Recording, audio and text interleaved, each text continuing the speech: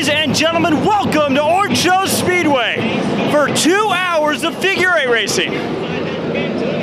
Here we go, green flag is out.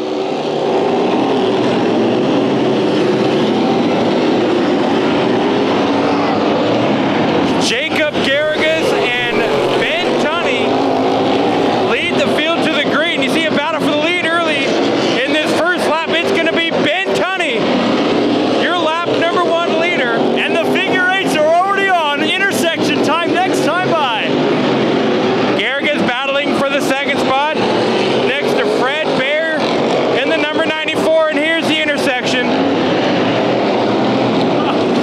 Tommy, there's nowhere to hide on a track this big.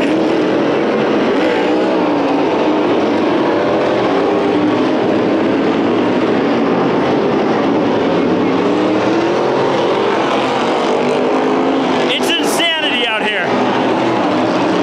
This is the biggest figure eight race out here in California, West Coast figure eight shootout. And we have literally got a traffic jam in the center of the course. Could this be the first caution? No, everybody keeps it going. Contact up front with your leaders getting through lap traffic. Tunny continues to lead in that 5 machine. Absolutely no fear in the early portion of that race. You can see a couple of gaps have opened up, a couple of packs that drivers are getting through. Here's one of them.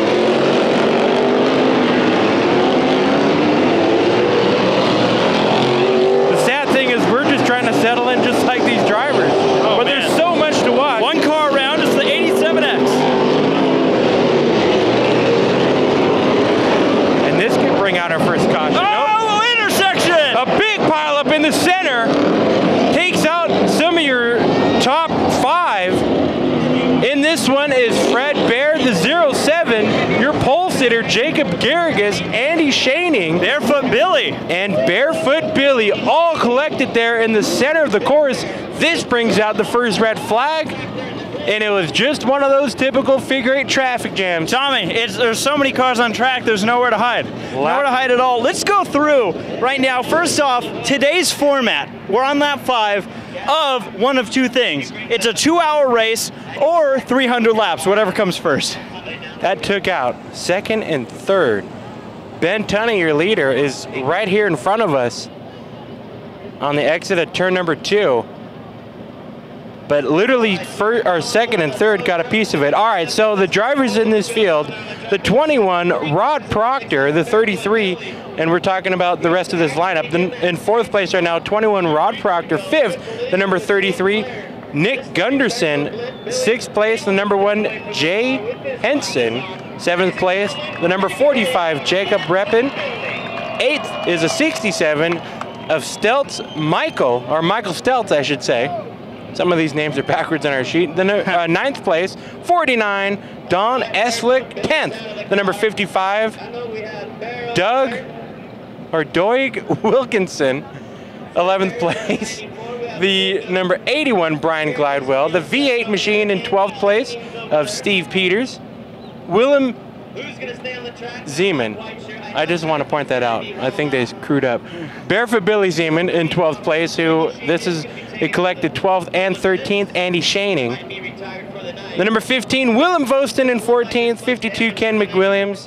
And 15th, 81, Brian Glidewell. 16th place, Jeremy Queener in the number 2, 17th. The 87X, Jeff Singer in 18th place. The 6th, Dwayne Blay, 19th. The 20th place, the 12th, Noah Varner. And rounding out the field, the number 20, Ronald Lee Davis in 21st. Now, of all the cars that were caught up in that incident in the intersection, I think Barefoot Billy might be the worst for wear in that number 3 machine. Shaning, I believe I saw his rear end get knocked out of that. He got air, that's for sure. But I think he also just put it in reverse. The only car that is going on the hook is Barefoot Billy, a driver we're very familiar with. And he got sandwiched in that one. He got it from both sides. And he was carrying a low-budget TV onboard camera. Didn't last long. 4 laps in. Two of our onboard cameras were in that wreck. Very true. 4 laps in to this 2-hour, 300-lap figure eight race here at Orange Show Speedway, and we have our first red flag. that took out 4 vehicles, or at least collected 4 vehicles, looks to have taken out 1.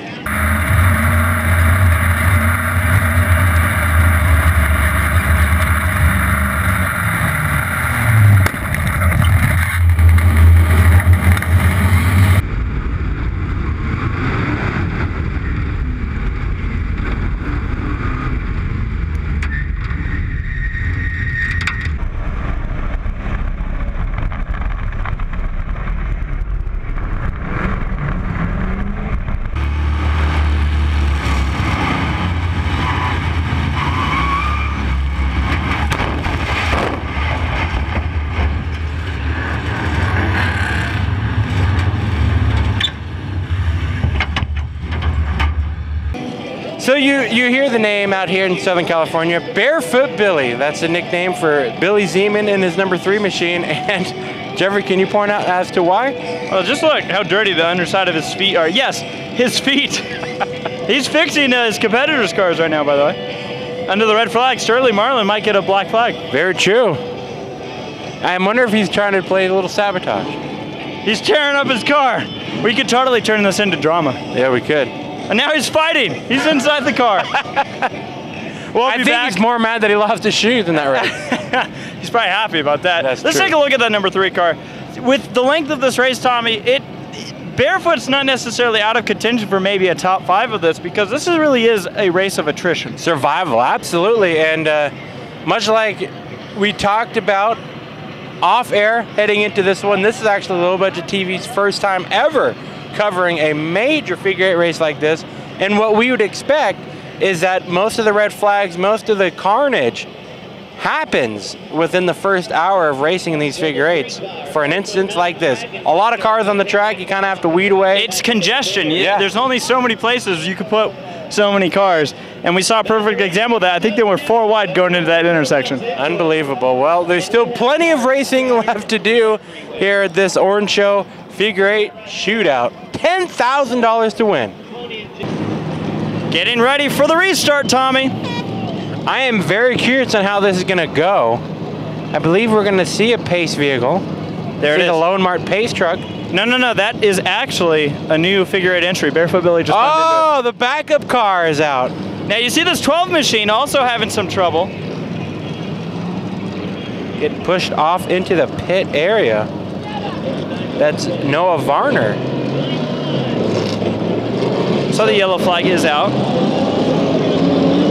Let's take a look at Shanning's car. Tommy, you're very convinced that that car is going to be a lot more hurt than...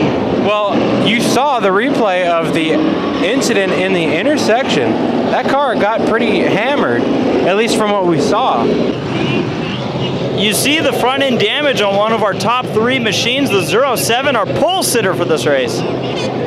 Big time damage there, but it does look like it could be cosmetic. Jacob Garrigus, fast time qualifier. You also see the number 6 machine just getting back in line. This car, you want to talk about living life on the edge? They showed up 30 minutes before the race was scheduled to begin. Absolutely. And the driver was literally getting into his driver's suit on the right here. So as we're back here, let's talk about the 52 Ken McWilliams. We walked into the grandstand, started setting up Low Budget TV's cameras, and that's when we saw that 52 car smoking heavily. That crew has done a great job from qualifying till right now in the main event to get the 52 machine ready to go out here for this big main event. A lot of anticipation for this race, Tommy. Like you've talked about, the biggest figure 8 race in Southern California happening right here, $10,000 to win. And all these machines really, I mean, we talked about it on the way here of like, you know, oh, what kind of low budget cars are we gonna see? You can't really point any out. These are some high dollar machines. Absolutely. And thank you, each and every one of you, for tuning into Low Budget TV to watch our presentation of this very special race. You see the pace truck pulling off the course. Ben Tunny's going to lead this one to the green. 17 cars still on track. Nick Gunderson in the number 33. In the next row, the 45. In that mix as well. Here we go. Jacob Repin. We go green. Restart lap number 4. Jacob over in turn number 1. That sends a 67 around of Michael Stelz. The 87X also sitting over in turn number 1. And another trouble is Jay Henson. And Shaning gets by, and we stay, well, we tried to stay green. But the 87 having an issue, not able to get it refired. Of Jeff Singer. It looked like Singer may have gotten it restarted right before they threw the red. You even hear the announcer say, not quite sure what it was for. Well, I guess we're all in that boat. But obviously the stuck car over at turn 1 looks like they wanted to see if that car could get moving. We're going to get another restart underway. Restart lap 4.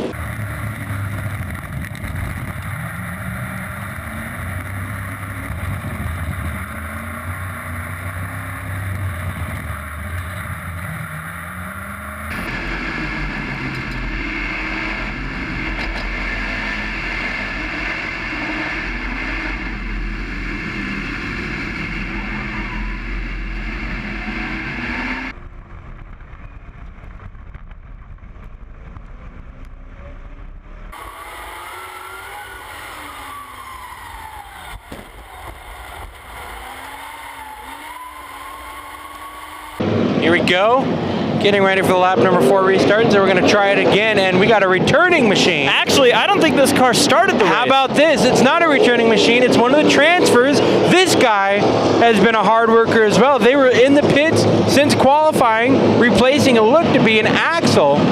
Tommy, I think they just finished fixing that car. I think that's the did. case. And that goes to show what we've been talking about in this 2-hour event, is that with all that can happen in this figure 8 race, it was worth it to them to still get this car. They're only 4 laps down. We are getting ready to go green, so big props to the 83 team. Here we go again. Ben Tunny gonna lead the rest of the group to the green. You can feel the roar of these motors. Awesome to see these Outlaw figure 8s here at Orange Show Speedway.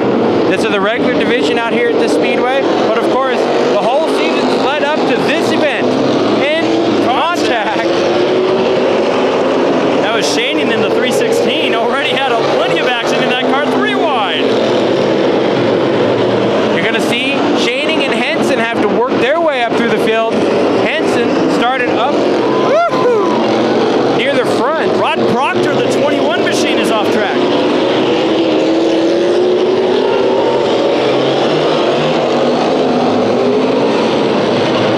And we have some intersection out here. Oh yeah. Dwayne playing Getting through. Dwayne playing the number 6. He had to check up there. And we are crisscrossing. Ben Tunny leading this field.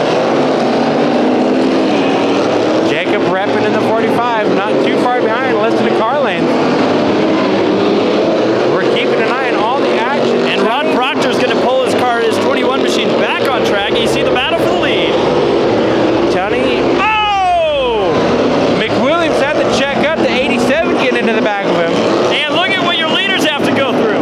A ton of lap traffic. Bear in the 94 looking for a way around second. He gets by with a pick by the 52 of McWilliams. So Fred Bear moves up into the second spot and giving Ben Tunny a ton of pressure as we go through lap number 9.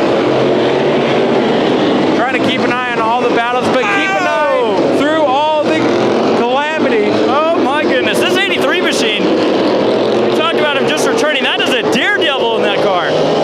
Zachary Larson, the number 83, his name just popped up in our race monitor timing and scoring system. And a great battle with your top 3.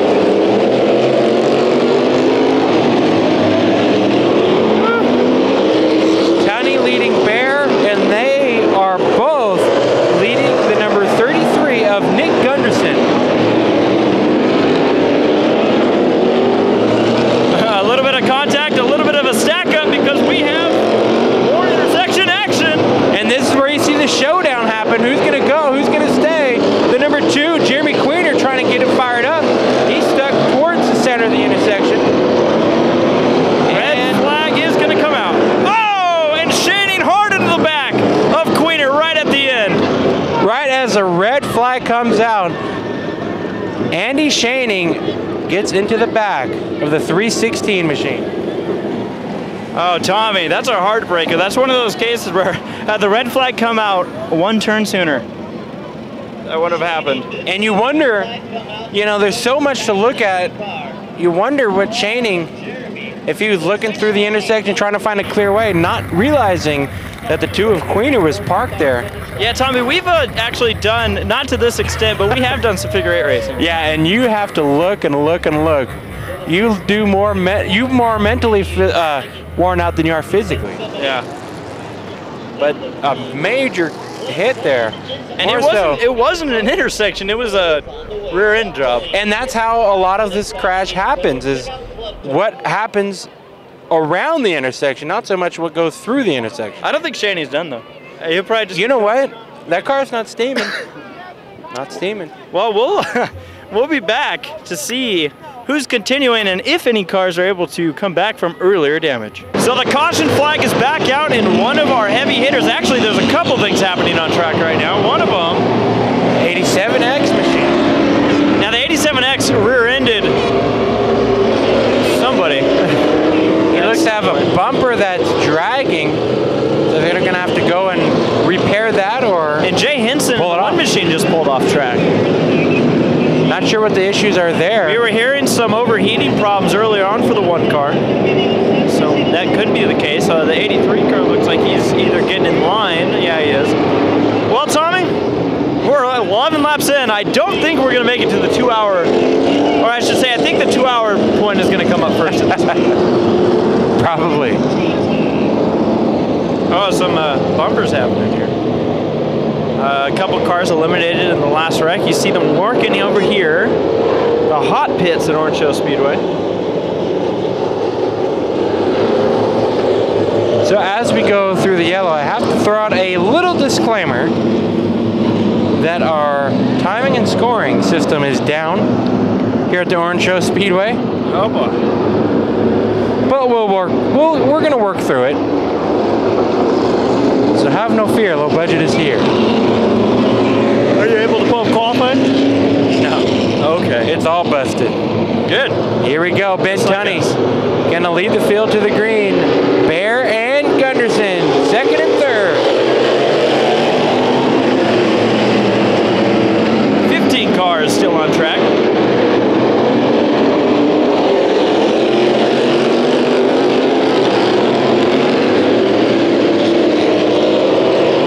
The 15 machine had an exciting exit of turn 2. Kept it going straight. See our fast time qualifier, the number 07 machine, trying to work his way back to the field.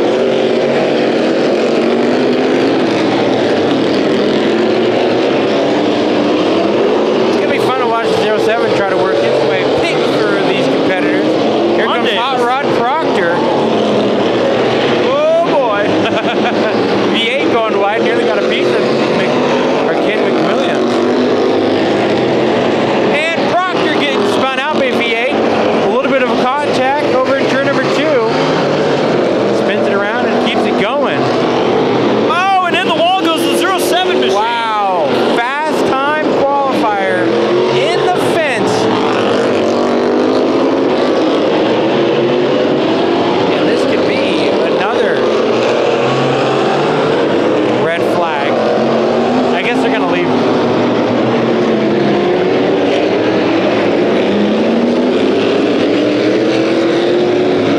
Red flag is out.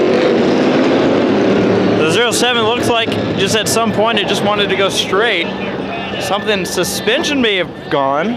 Either that or the left front tire gave out, and that car just center punched the wall over in turns number 3 and 4. It was a left front wheel shot, so yeah, it'll be kind of surprising if that's going to be recoverable. Hit the wheel right at the wall. Well, Tommy, like we sometimes say in these events, it doesn't always pay off to be the fastest car. Very true. And continuing coverage here, Low Budget TV. A couple cars now pulling into the pit area. The number 81 machine pulling it in.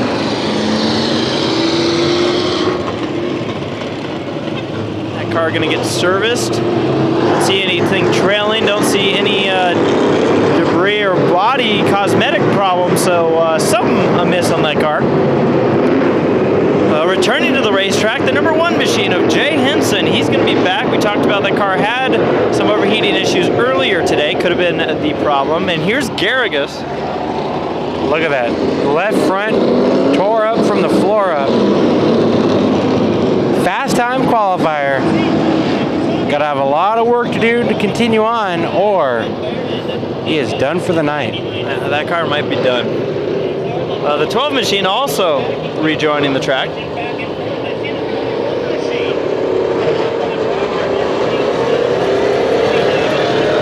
That being the 12 of Varner. I believe you said Noah Varner in that machine. Tommy, we talked about for the length of this race, as the 81 car is not going to lose lap, he'll be returning. The length of this race, is gas going to be an issue? You know, I have no idea. I haven't seen a figure 8 race this long with these Outlaw figure 8 cars. I mean, but I would assume it would be a matter of how many red flags you have. I would assume some drivers referencing hot pitting. Which that'll be exciting. They have the pit road for it.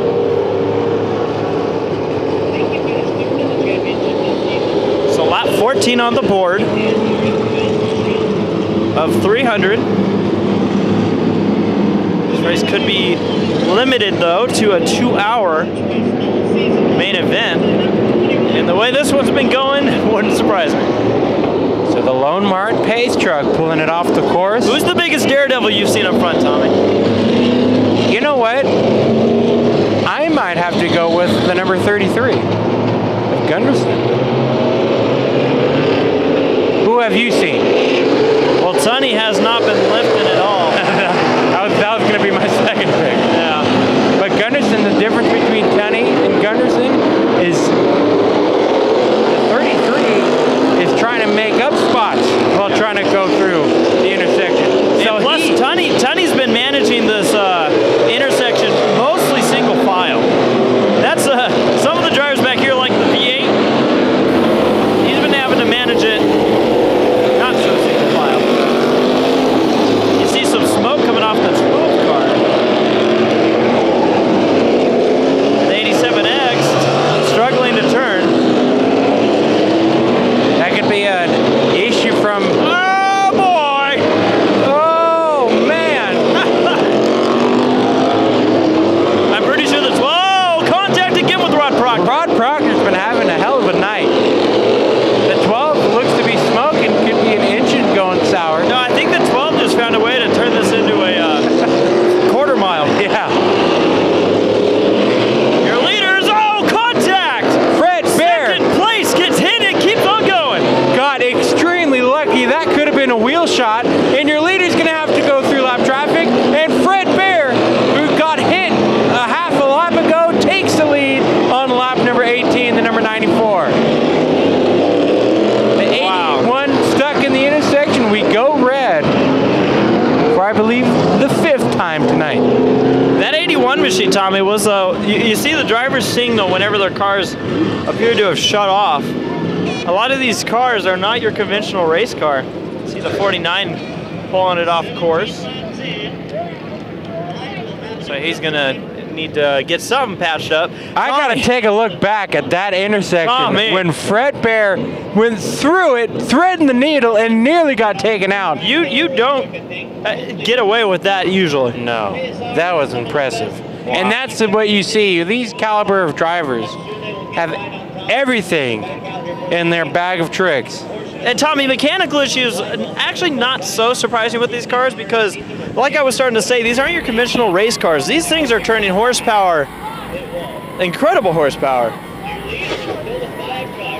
These cars are outlaw cars after all, so some of these motors are sometimes test bullets. And I'd imagine that helps and hurts. That helps you get away from serious issues.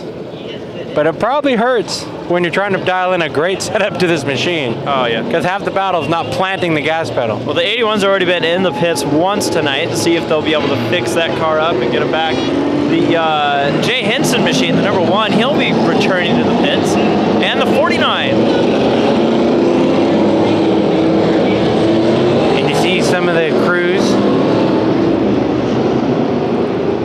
down this hot pit road.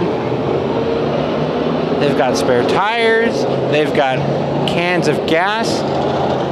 So they are almost ready for anything in this 300 lap or 2-hour figure 8 race endurance. So nobody returning on track this time. Race of survival, race of attrition. 13 cars on track, lap 17. Woo. Now sometimes in these figure 8 races we do see long green flag runs happen. But this track, the shortness of it's so easy to get clogged up, and plus with the mechanical issues, sometimes it's hard to avoid those cautions. No room for error. We go back green. Ben Tunny leads the field. You notice Ben Tunny was reverted back to your leader. 94 car made a great move to take it. Now he's got to do it all over again. Tunny appreciates it. I imagine Bear, not so much. Gunderson in third spot. Crisscrossing through some lap traffic in the intersection. It's funny how lap traffic can play an issue when it's, in theory, a half a lap away from your leaders.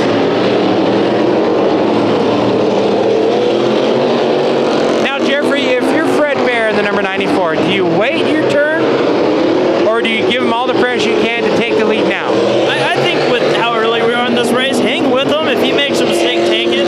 But you don't need to rough up your own car right now. He might make a mistake that could be detrimental. 83 making a little shortcut. It actually took the long way. He's redoing a corner, but he had no choice. Either hit the brakes and stall it out. Like this. Oh! Kid in the 52. Slow in front of your leaders, and Ben Tunny moves back to the third spot. Well, I guess that answered our question of what the 94 Bear is going to do. That's the mistake he was waiting for. Yeah, well, he also helped him with that mistake, too. Oh! Figure 8.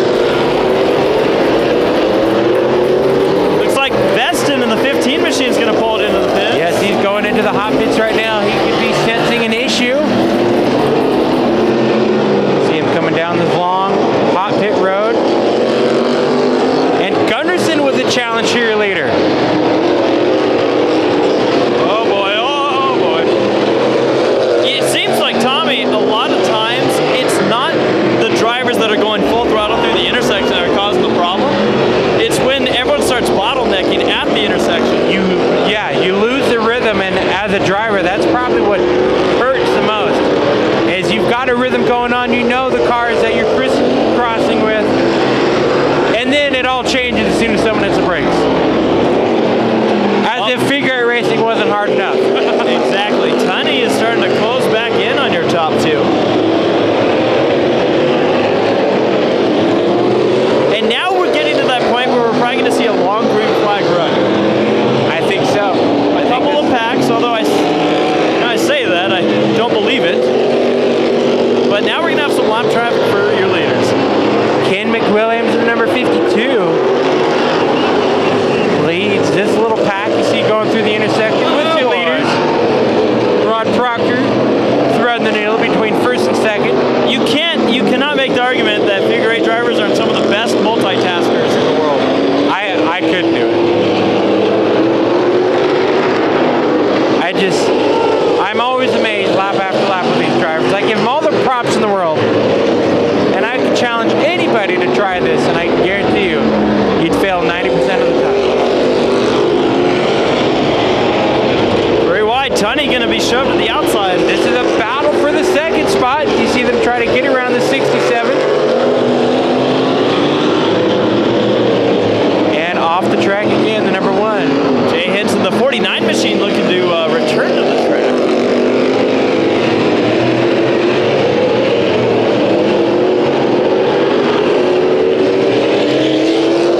Freddie Bear in the 94 actually opening up his lead over Gunderson in the second spot. Sounds like sour. It's a bit hard to tell. It's not all these cars sound the same. But one of them's starting to sound a little flat, Tommy.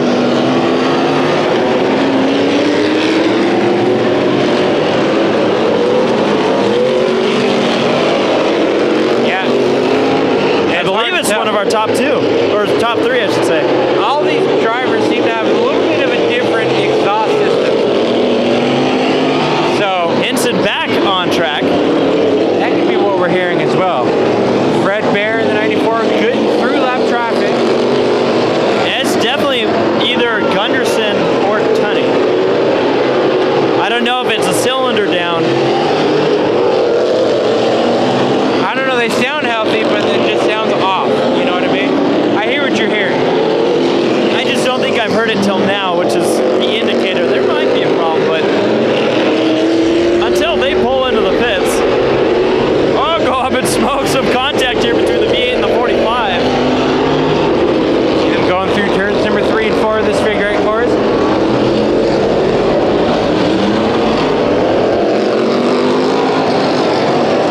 So Ben Tunny gets by Gunderson in the 33. Move his way up into the second spot, trying to regain time. Your early leader, Ben Tunny, having a mishap over in turns number 1 and 2.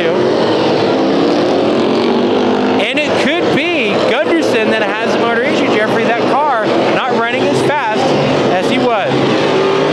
Starting to lose time. I think that's what it could be, And it's Jeffrey. definitely Gunderson now that noise is coming from. Now that he's separating himself from Tunny, or vice versa.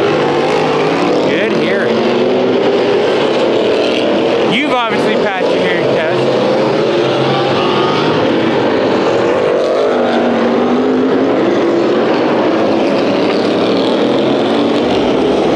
More lap traffic for you later. Tunny's starting to close in. Are we going to see a bumper payback?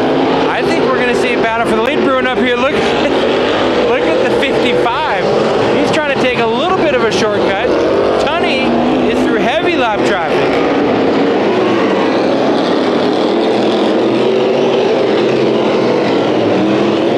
And when these runs start happening, Tommy, I think this is where we're going to start to see more cars return into the track. The build-up's going to start getting worse as you see the 87X is now coming back on track.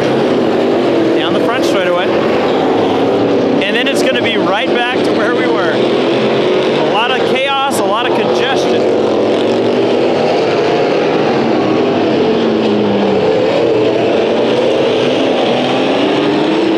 And anything can happen. You can have the best car for 98% of this race and then get taken out in the intersection at any time. It's all for naught. And I think, Tommy, that's another thing is like some people may wonder, like, if the leader's starting to pull ahead, maybe get a lap or two advantage, why not take it easy? It's because you never know if you're going to need that gap to save you from anything as small as a tire to a crash. You just never know. Well, also through lap traffic. The 49 over in turn number 3 seemed like the car just stalled going through the intersection. That's where it ends up. So we can see another red flag closing in on lap number 50. We are at lap number 42. And we're waiting to see if the 49 can get it refired. Is that Jay Henson off the track? Jay Hansen again pulling off the course. We stay green right now. Oh boy. Ben Tunny thread the needle, and there's the red flag. On lap number 43, the 49 not able to get the car refired. So now a lot of these drivers get to catch their breath. Getting for the restart, lap number 42 on hand. The 49 car going off on the hook. Rod Proctor pulling it in just before the restart. 10 cars left on track. Actually, 11. 11 cars. Mick Williams in the 52 just returned to the track. Pulled off for a brief segment there. Giving our flag. And the green flag is back in the air. Oh! Ron Davis going around right on the start. They've had help in that 20 machine.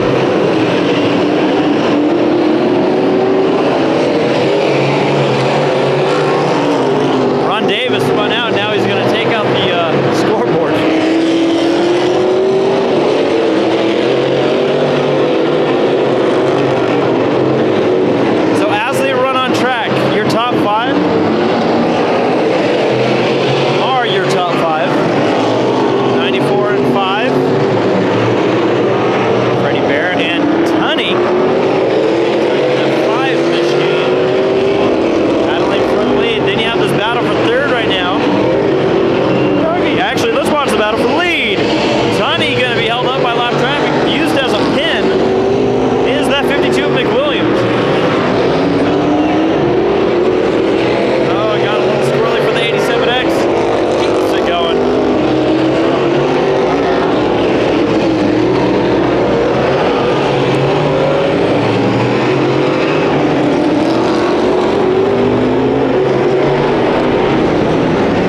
people, fans talking to us and whatnot. They're saying there might be some rivalry time.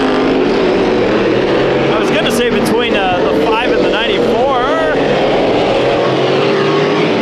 Saw a little bit of contact there between Ron Davis and the V8, or the 30, depending on what side of the car you're looking on. I think we might have a little bit of an oil leak. If we take a look at the 21 machine, Rod Proctor, back tires look a little bit shiny, and that car not handling the way it wants. See how it's slipping and sliding in the back? Take a look at the left or right rear, and it's now smoking. That 21 Rod Proctor, we asked him if he wanted a GoPro on his car. He looked at us with a big smile and goes, "No, thank you. It's bad luck for me." Well, maybe we could have turned his luck around. Oh boy. 3 wide through turns number 3 and 4. And your leader, Fred Bear. You can smell the oil now, by the way. You can. Fred Bear closing into this. He's there, trying to make his way through lap traffic. Ben Tunny in the second spot. Gunderson in third is the number 33. Yeah, that sidewall in the 21 is pretty shiny. Oh, Davis, I believe, had contact with Gunderson. That is your third place driver. So during that bit of a red flag, I had gone downstairs, kind of keep an eye on things, what's going on in the pits. A lot of drivers are done for the night that are in the pits. So a lot of attrition early on in this figure 8 endurance race. One of the drivers, Barefoot Billy, I'd gone and talked to him. Remember, he was involved in the first red flag, got stuck in the intersection with 3 other cars. His car was pretty battered and bruised. In fact, what took him out was through that contact, the shock, the left front tire shock, had broken off the shock mount and went through the valve cover, broke the valve cover. And the bummer that he was, of course, upset about is the motor was still running. But not a lot of people bring spare valve covers, so he is done for the night. I took a look at the number 1, Jay Henson. They're no longer thrashing. Shaney put the trailer tires on the car, so they're done for the night. Is Henson out of it? Henson is out of the car, in his street clothes, done for the night.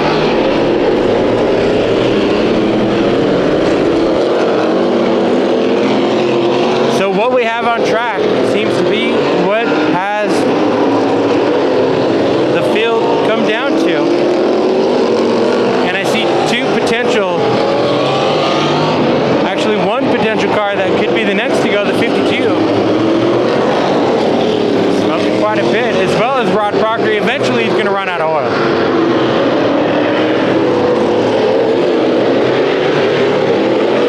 Proctor and Tunny kind of racing side by side, not for position. McWilliams getting the black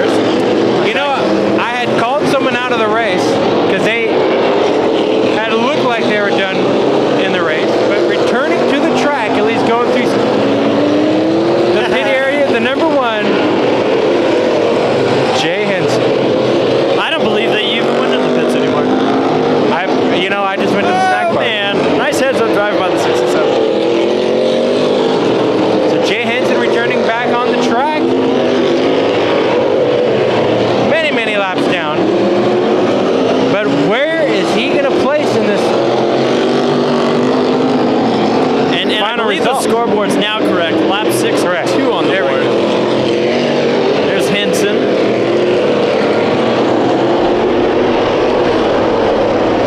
Ron Davis, a driver we've seen in all sorts of racing divisions, and always a fun character to have at the racetrack. Driver this 20 car right here.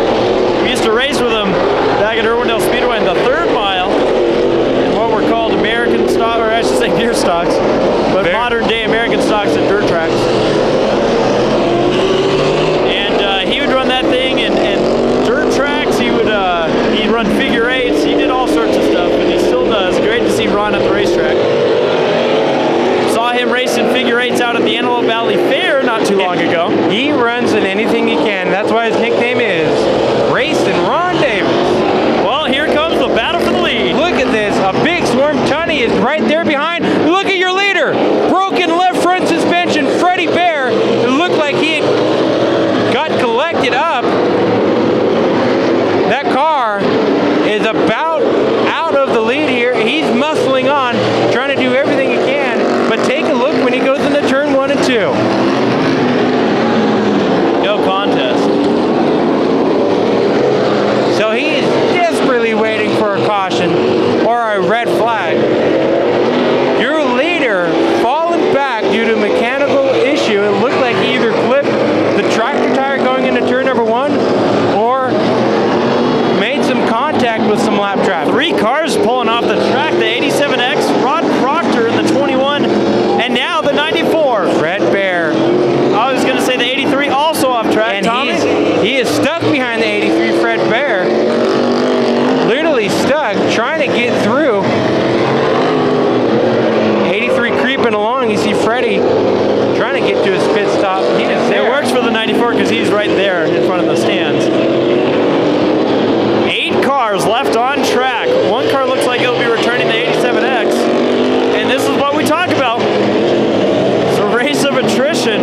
Your 3rd place, or is now 2nd place driver of Gunderson, only 2 cars away from being lapped. And we talked by about Ben it. Tunny. We were listening to that 33 car. Still doing it. It's still doing it, but at this point, it's stabilized. Yeah, it's found its rhythm. He's found a rhythm with that car. He doesn't have to overdrive it. 87X back on track. I think Gunderson has now fallen into the 75% mode because I don't think the car's got much after that. And he's gonna try to outlast your leader, Ben Tunny. That's about what he has to do in this main event. Oh, we have lost a wheel. Broken it off into the K-rail and how much you want to bet that the officials were convinced? Well, it's not a funny situation for the 87X. No. But I do wonder what broke there. Could have been the lug studs broken off. Let's take a look at the wheel. You see the center still in there? Could have been the wheel that completely broke apart. It looks intact. Yep, could be the studs that have broken off. So we'll be back here after this red flag, which is going to really help out Fred Bear. What did you see, David Wiley, going down to the pits? Damn good racing tonight out here in figure 8. Taking a look at the 87X as it goes by. That could have been an axle. The way that there has been a fluid spill over in that area where he stopped could have broken the axle. 8 cars on track, 9 with Ron Davis returning in his 20 machine. The 87X, Tommy, like you said, that wouldn't have been the first car, I believe, that had an axle issue. Correct, yeah. And this tight course, banking, these cars are slamming onto the track on every turn. You'll see them kind of, we'll take a look right here. They go from flat to banking right out of the figure 8 course. Lights are out on our pace truck. Ben Tunny. So the Lone Mark pace truck getting ready to pull it off of this figure 8. You know, this is a really, really well-designed figure 8 course. It seems like there's no inconsistency consistency. It's just all about the traffic. Ben Tunny leading the field to the green. Gunderson, and we go green. And I believe Gunderson is the only car left on the lead lap. Correct. He literally got saved from that red flag.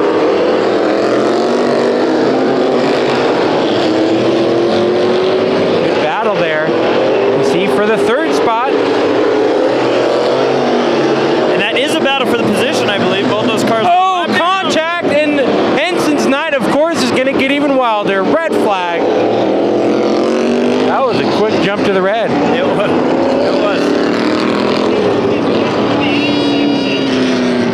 And that could be it for the night. You see major right front damage. I like how they're already yellow. Yeah, Henson with an issue. That car might need a tow. Too many cars going for one area of the track, and that was the result. 7 cars left on track, Tommy, and like you said, I believe Henson's night is coming to an early exit. Oh, it looks like Davis Creeping along there in the pits, he might have a flat tire. I was looking at the right rear. I saw what you saw there. So the Lone Mart pace truck pulling him off track, getting ready to restart this one on lap number 73. Ben Tunny. Tea time, it says, on that side. He's got this thing in command. We still have 2 low-budget TV onboards left in this race. So I guess we did all right there. Go green. Gunderson with a challenge to the inside. He looked to the inside of Ben Tunny. But there's where you see the horsepower difference, it seems. 83 car returning to the track. Gunderson is there. He puts on a challenge in the corners. But that's about all it's got. Down the straightaways, no contest.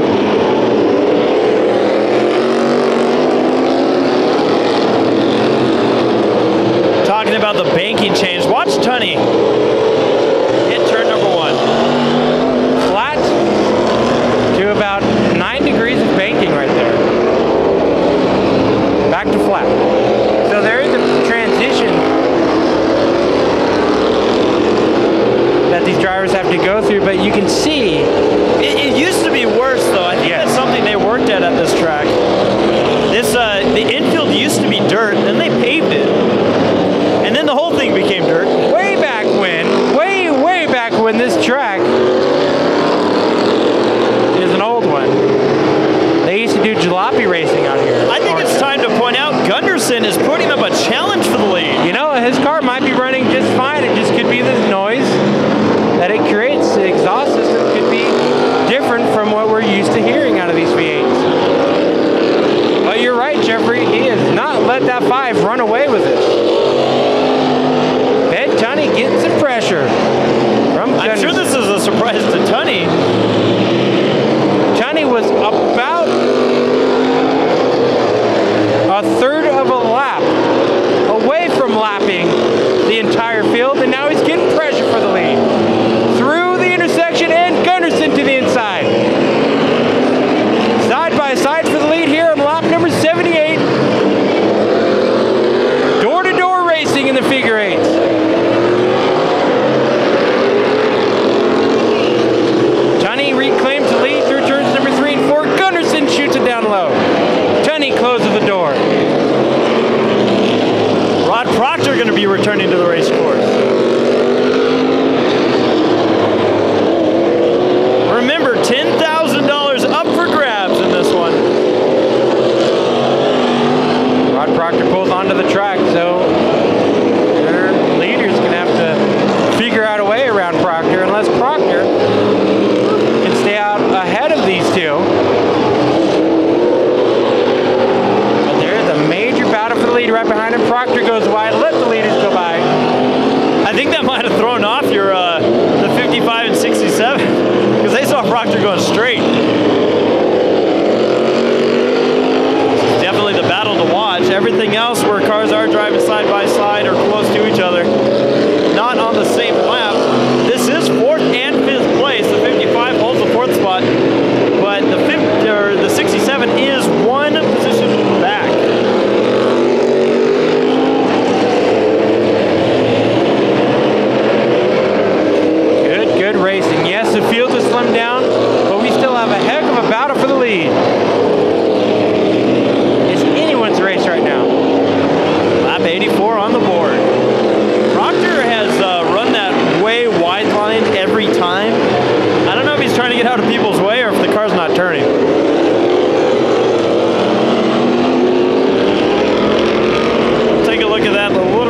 right now, a lot of traffic for you leaders. Yes, they're going to have to get through this one. Tunny being held up. This could be what Gunderson needs. Tunny goes wide.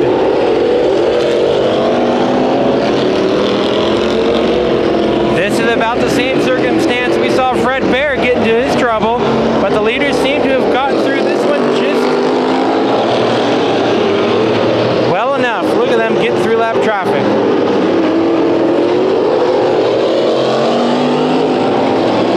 Another car returning. It's going to be the 87X. We saw him lose a tire. Lose a complete wheel, I should say. That car back on track.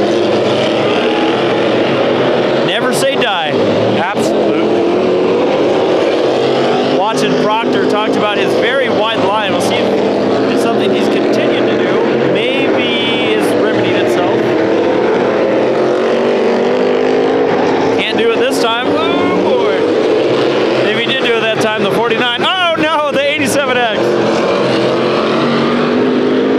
He definitely has all four tires. Tommy, on it. the red, green, and yellow was out at the same time.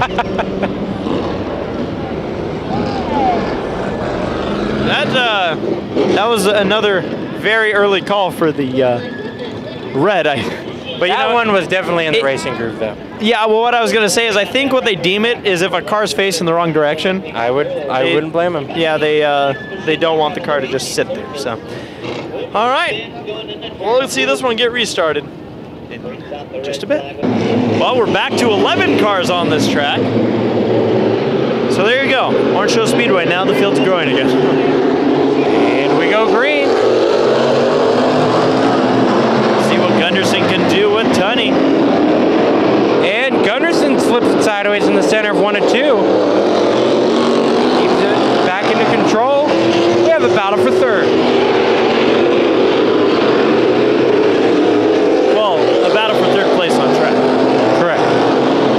The 45 and 55 actually, this would be something like we mentioned, our timing and scoring did go down. But those cars may be on the same lap. I believe they are actually. So that is a battle for third between the 45 and the 55. And one car returning to the track, a driver that we saw fighting for the lead, leading numerous laps. 94 machine Freddie Bear returning to the race course.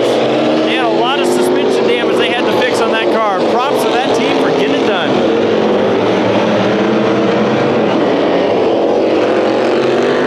Lap 91 on the board. And I think something just happened, Tommy. When the 94 car came on the track, Ron Davis, I believe, had contact with Bear. See the nose of that 20 machine. And the rear bumper. There's a lot of hurt points on that car. The bumper is dragging. That's where the sparks are coming from. Is there a radiator issue? It looks like it's as cleared the radiator. I'm not sure what happened there.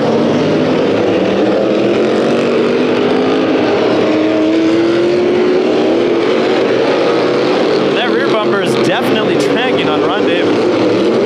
And battle for the lead. Gunderson was able to gain a little bit of ground.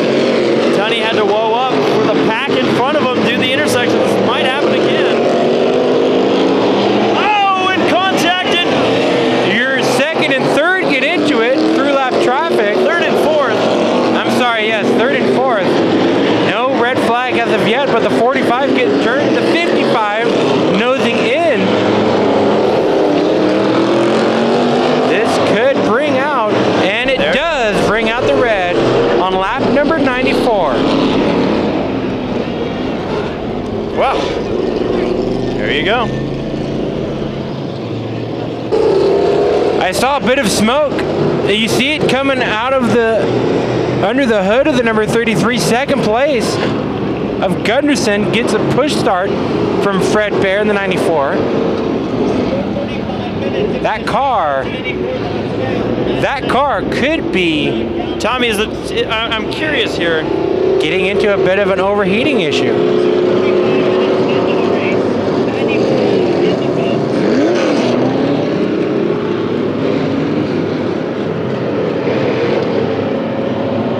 keeping an eye on second place, getting pushed into the pit area. Gunderson having a major issue under that red flag. Looks to have overheated. So he pulls it into the hot pit.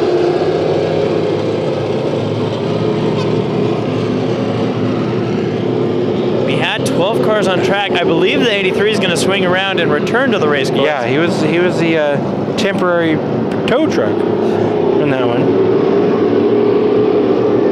Wow, turn of events. I believe that would make the 55 car, depending how things fall once we go back green, may make the 55 second in the running order, but it would leave Tunny the only driver on lap 94, the rest at least one lap deficit. So of course the 55 car, his goal right now is going to be to regain a lap in any way possible, just so he can put up a fight for this win. Or maybe hold out, because if that 5 machine has anything go wrong, anything go wrong, that 55 and 45 will be in a position to pick it up. Getting ready for the green. We are 1 to go here on lap number 94. Lone Mart Pace Truck pulling off the track. They're still working on Gunderson's machine. I see the driver out of the car. Yeah, so he knows something that we don't, which is not good to see. No. Well, great run by Gunderson nonetheless. We go green. And the endurance race continues out here at Orange Show Speedway. Hey, I don't think they put $10,000 up if it was easy. Correct. Although Tunny may argue that it hasn't been that hard. That 5 car has been on it tonight. He's had his problem of his own. He, at one point, was in the infield. Yeah. Losing the lead, slipping back to third. He had to regain a lot to get back to the lead. You know, despite being multiple laps down, Bear is going for it in his 94 car.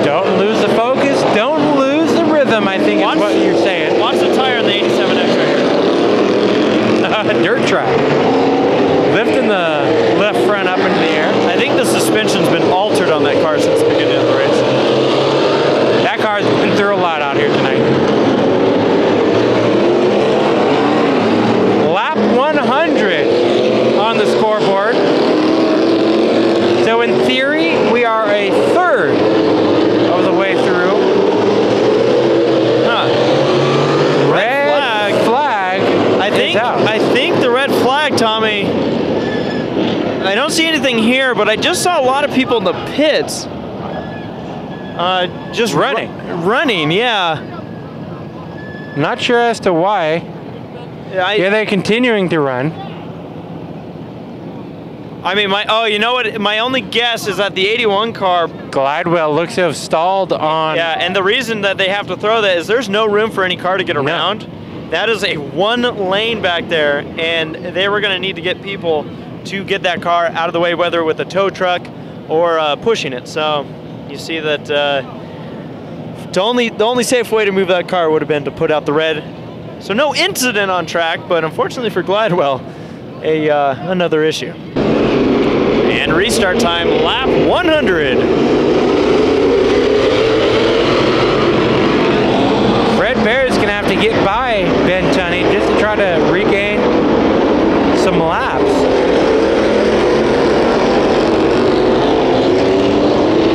But that is not a battle for position that we saw about 50, 60 laps ago.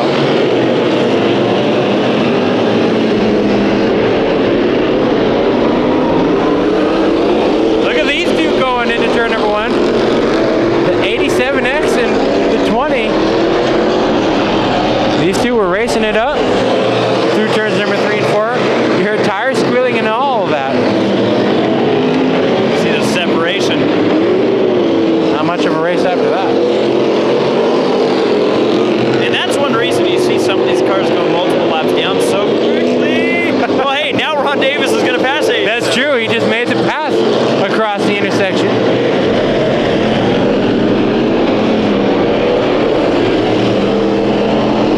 Tunny tonight has done everything right so far. That pretty much rhymed. You realize that? Yeah.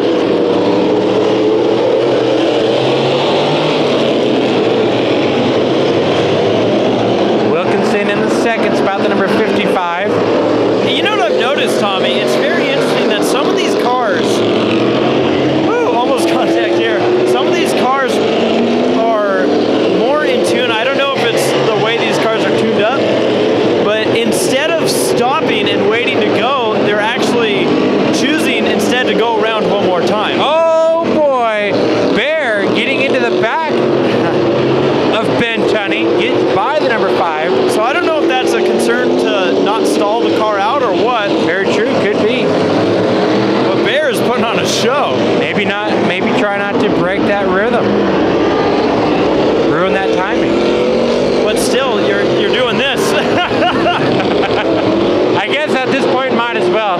Maybe at the beginning of the race you want to give up those track positions. And there's also way more cars on track. You kind of can't do it. You know, mentioning cars on track, we are growing the number.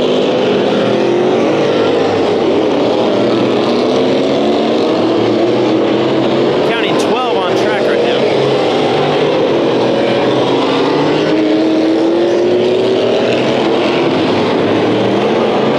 This 55 car, Wilkinson, second place.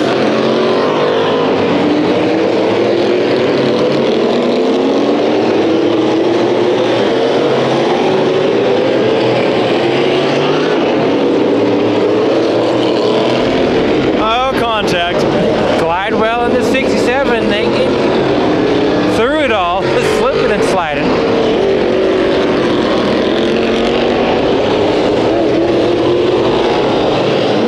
And again with the 81, maybe the 81's just trying to figure out which set of turns is his favorite. Maybe. Glidewell's done this now about 4 or 5 times since the restart. Well, we saw that he can't stall. He's got to keep that vehicle running. Yeah. And I think that's part of it. Yeah. Why it's so prominent with that driver over anyone else. He created a red flag at the track exit. So he's got to keep that 81 running. Ryan Glidewell. Some side-by-side action over here. That is actually a battle for position there for a third spot. 67S gets by. Now again, like we discussed earlier, some of these cars on different laps. The 67 is 1 lap behind the 45. The 81 is doing his own race right now. He's road course racing. Actually, he's going to be pulling it off the track. So Glidewell's issues continue tonight. I must say, I was extremely excited that we had timing and scoring, but then it died. Yeah. So pardon us through the spaghettios that we're trying to figure out. We do know one thing, though, that Ben Tunny has got this race under his thumb. Yeah. I mean, he's set his own pace, doing his own race. Yeah, no pressure.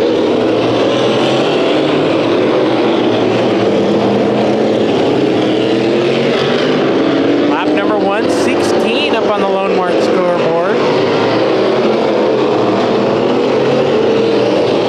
Thank you all again for checking us us out here on Low Budget TV watching this 2-hour figure 8 race, the first annual out here at Orange Show Speedway. So big shout out to Rod Proctor and his entire staff for putting this race on. Great to see figure 8 racing alive and well in Southern California. Yeah, really, Rod Proctor. I mean, it got to a point, Tommy, where no tracks were running figure 8s, and Rod's like, well, forget it. I'll just get my own racetrack. That's right. He's been doing a great job out here with the Orange Show Speedway, really making it work, both for the fans and the drivers. And really, sorry, I got excited. A really good turnout out here. Oh, we got the 45 around. I believe maybe off the nose of the 67. It might have been. Keeps it going, fires it back up. And if the 45 loses a lap right now, that will put him and the 67 on the same lap. A lot to consider there. So then that will be a race for position. Now Tunny, it does look like, has turned down the wick a little bit. He definitely has.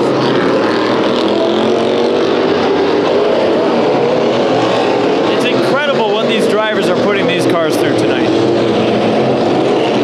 Well, normal race probably is about 30 to 40 laps. Not 200 or 300 laps. And definitely not 2 or 3 hours. The granddaddy of all figure 8 racing is in Indianapolis. Do you see someone playing with your leader right now in the intersection? Oh, red flag, it's Ron Davis. I was going to point out. I saw what you saw, but yes, I did see Ron Davis. He stalled it going across the line there. It was the 94 of Bear. Yep, and the 5 of Tunny. Yeah. I think he was spooking. I think they were just messing around out there.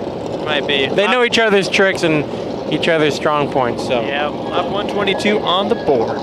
Lap 121 on the board, our pace truck pulling out of the way. 9 cars still on track. Sometimes you'll see a little bit of movement. It's because we're literally filming on some of the grandstands here at Orange Show Speedway. Fun facility out in Southern California. Our first time making it out here this year. Old school facility, and that's what I like about it. A throwback racetrack. Oh yeah.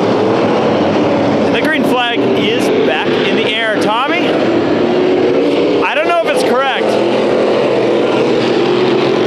I want to mention the V8 machine just pulled off course into the pits.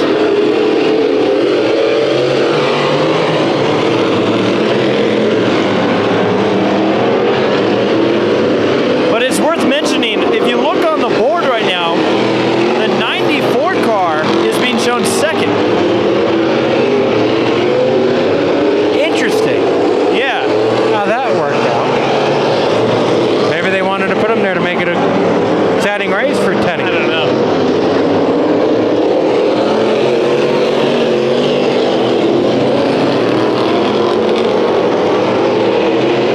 So that would put Fred Bear in the second spot.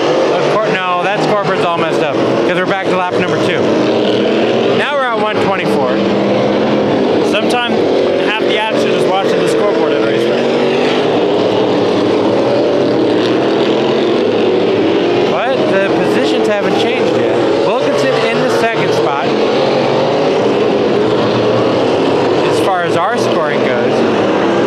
Then the 67 of Stelz. The 49 of Eslick. Your top 5. With somewhere in there, according to the scoreboard, is Fred Bear. They're working on something in the pits on that V8 machine. That car was having a solid race. A couple cars going to return right now. The 20 machine of Ron Davis and a big one. I want to mention the 45 car was off track. Was running in the top 5 all race long.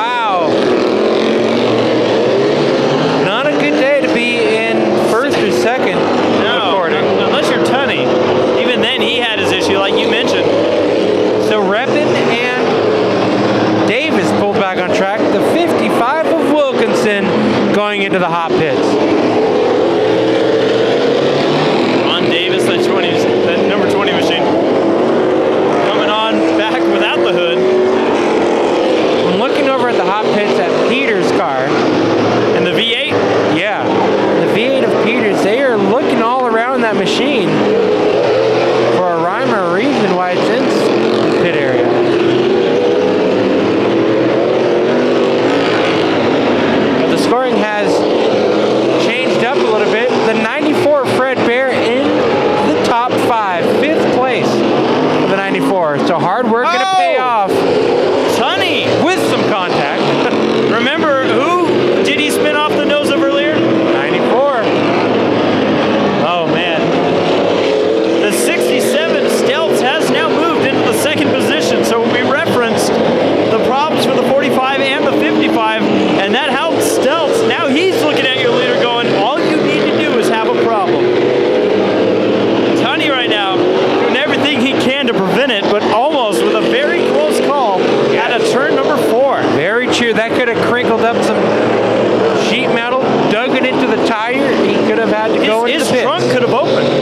Trunk and groceries could have fallen out of that 5 machine. Oh, yeah. Of Ben Tunny, and that's a long drive back without your groceries from Indiana. Yeah, Indianapolis. You think figure eight racing anywhere? You have to go to Indy.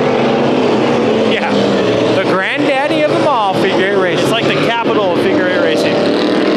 See the 55 machine returning to the racetrack.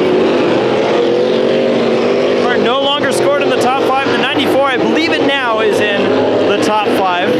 I've just figured out why everybody from Indiana are better figure eight racing. I've just literally figured that out why. Hit me with it. Because in the wintertime, it ices up. All the streets ice over. So what happens when the red light comes on? Can't hit the brakes. No.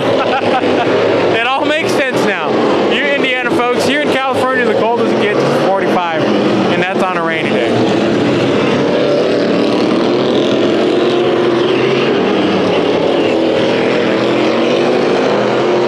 Out here in sunny SoCal, I don't think we've seen snow in the last, what, 20, 30 years? What is snow? Yeah, we have to go to the mountains to see that. That 87X, Tommy and I have referenced him a couple times. I'd like to give him props again. That team just keeps on fighting in this race. Singer behind the wheel. I mean, that's what I love about this race. And Tommy, is these drivers could easily park these cars, say, what's the point? But you can't say that in this endurance race because you can literally be giving up a great finish and potentially some good money on a $10,000 win. And that's exactly what the 94 of Bear has done. Made his way up into 5th. So let's say the race ended right now. He's brought home a top 5 finish when, if you go back and watch this race, he was in the pits for a long time. Yeah, I think it's worth mentioning. I'm looking on the board. Okay, no. So the 94 car has just now surpassed the V8 machine. Yes. V8 through the intersection. That 94 car is climbing up the scoring pylon. Though he has a long way to go to even be in the contention for winning. Yeah, he looks to, contact with him and Singer. I was going to say, he looks to be about 15 laps down. So Peters, there is no crew next to that V8 machine in the pit area. It looks like they are either scrambling in the trailer to go find whatever parts they need. I do see one jack over there. There's someone doing something. But I don't see many car. I don't see many people scrambling. No, and that's unfortunate. That car was only a couple laps down. It was really fun to watch in qualifying. Done so far. This one.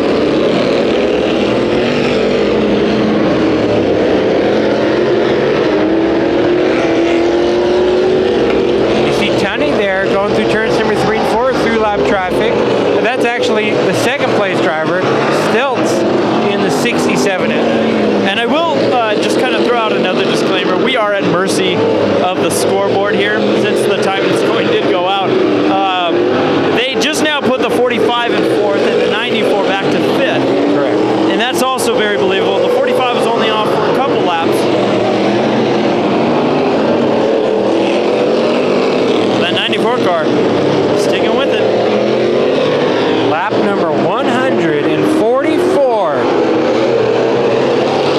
in this Outlaw figure 8 first annual West Coast Shootout. You know, it could get very interesting, Tommy. Tunny, I believe, is pushing it, but nowhere near as hard as the guy trying to catch him in 2nd. Number 67 of Stelz is coming quick. He could get himself back on the lead lap. He may have to do 2 revolutions around, but that'll get him closer to our leader.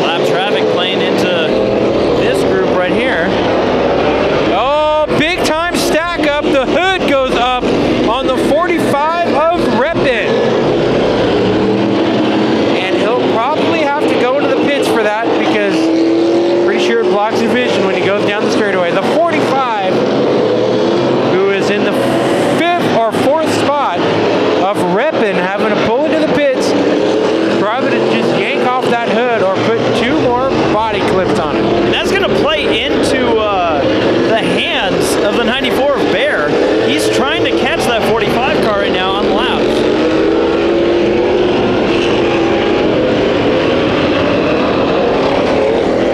Mentioned how the 67 looked like he was closing in on Tunny. That's no longer the case. Tunny has opened up a half-track lead over the 67 car. He's also dealing with some lap traffic himself. 5-car your leader. 49's been putting up a fight tonight. We see Singer, the car they're closing in on in the 87X. Repin pulling down the pit road, getting ready to pull it back on the track.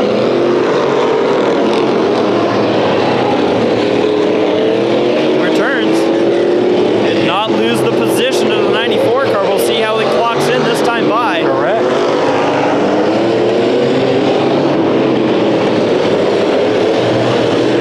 Yeah, he'll hold his position in the 4th spot. Definitely lost more time to 3rd place. And you know he's driving angry now. He's flat driving angry. He's got to. And he is driving hitless, so it's a good thing we didn't put that GoPro on the head of that hood. Good point. That was an idea. Look at he's throwing that 45 around. He might unlap himself 20 laps if he continues driving like this. Exactly. He's tossing that 45, and just a little bit of mistake ahead of him caused him some time, and that's all it takes when you're driving your car in a rhythm and consistently. He's closing in on the driver that had an issue in front of him, the 87X of Singer, who's had, I believe, the wildest night so far. Yeah, and Tommy, you know, when you're on a track this small, you're at the mercy of your competition. I've seen Warner here. I don't know if he's waiting or if that car is having a problem. He's waiting. Yep. 161. So as we suspected, it took us about 5 red flags to get to lap 20. And now that we've cleared out some of the field, and again, the cars continue to return to the track. We do have almost contact, Singer and Bear.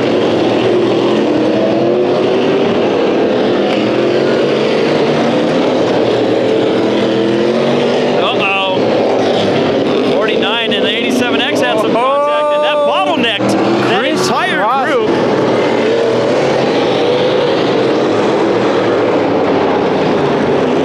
Oh boy. Now we're getting into the exciting moments. The field have completely parted the seas, one on each end of the course. We're getting through it again right now. Eslick in the 49. Had his hands full there for a little bit. Talk about your hands full. Look at your leader, Tunny. Yes, he's dealing with some lap traffic. You can see the 21 Rod Proctor.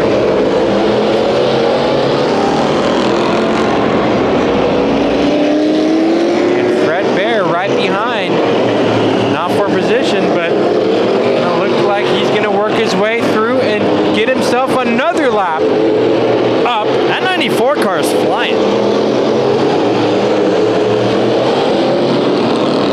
Unlaps himself around. Look at this bunch up. And this can play, you've got to be easy if you're Tunny. He gets by, but there's still more in front he's got to deal with. I believe Tunny at this point has a 2-lap advantage over the field. In fact, he's closing in on making it a 3-lap advantage. Correct, yes, closing in on the 67S of Stouts. Rod Proctor and Ron Davis making some contact. And Tommy, we talk about this so much during this race that Tunny does need to be careful. If anything, I mean, right now, the race is in his hands. Yes. If anything were to happen. Bear to the inside of Proctor. Proctor hangs onto it. Right in front of your leader, Tunny.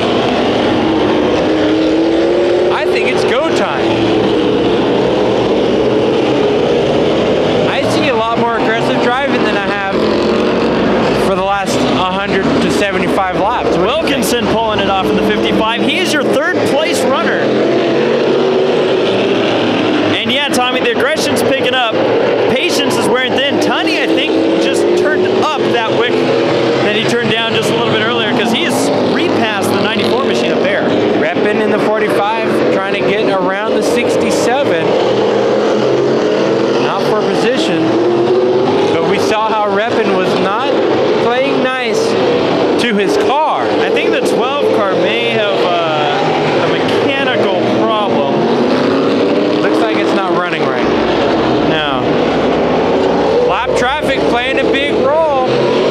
Tunny and Bear get by, and after close in, Bear gets by Tunny to take his lap and bring it back. What a great race between these two. Unfortunate, it's not for a position. No, I figured out what the 12 car is doing, by the way. Making it exciting. Fuel mileage. You never know.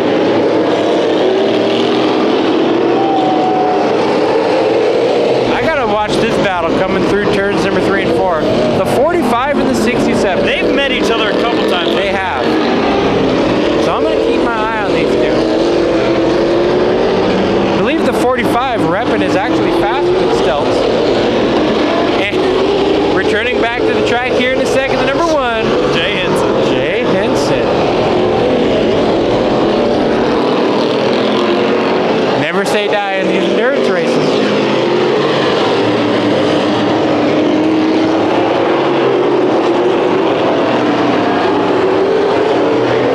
And here we go, side by side.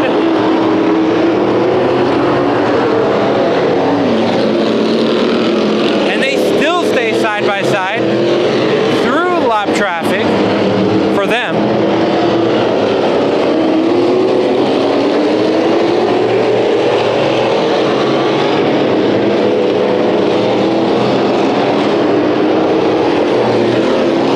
Yeah, someone's competition is another man's lap traffic. I think that was a Shakespeare quote. I remember reading that. Here we go, your leader. A bit of a stack up. Henson trying to steer clear of any type of more damage. Yeah, Henson actually, I'm impressed they got that car patched up because we were talking about how it looked like that was it, that one machine. Yeah, that was a major damage to the right front. Oh, look at, and the 45 of Repin climbs up and over the 87X to bring out And a red flag now coming out, Tommy. It's worth mentioning a car stalled and another car just pulling onto the track or onto the pits. It's the 67 or second place runner. So second and fourth with major trouble. Singer slowed in front of the 45 of Repin, and Repin had nowhere to go but up and over the 87X out of turn number 2. And this could shake things up even more in this figure 8 race. So here we go for the restart on lap 179. Where'd the 5 car go? Uh-oh. He's in the pits. If you look over here at the bottom of the grandstands, where the field is coming to the green, the 5, Ben Tunny, now able to fill the car with gas. And the scoreboard went out of power. There's another car in the pit area. The 67S. Also the 55. So Ben Tunny in the pit area. Looks like they are putting the rest of the fuel in. And they might be having trouble on pit road. Ben Tunny driving away. The number 5, as well as the 67S of Stelz. Oh my gosh. Look at Singer's right side. Red flag is out. For what reason? I think it's because he can't see. That car has been through so much tonight. Man. Singer and that 87X has maybe not the result he wanted in this race, but definitely putting on the most airtime.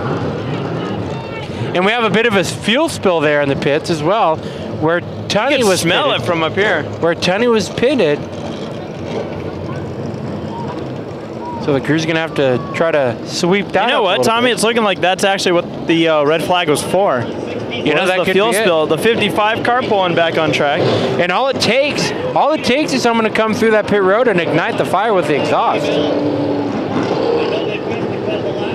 But Singer capped off that red flag.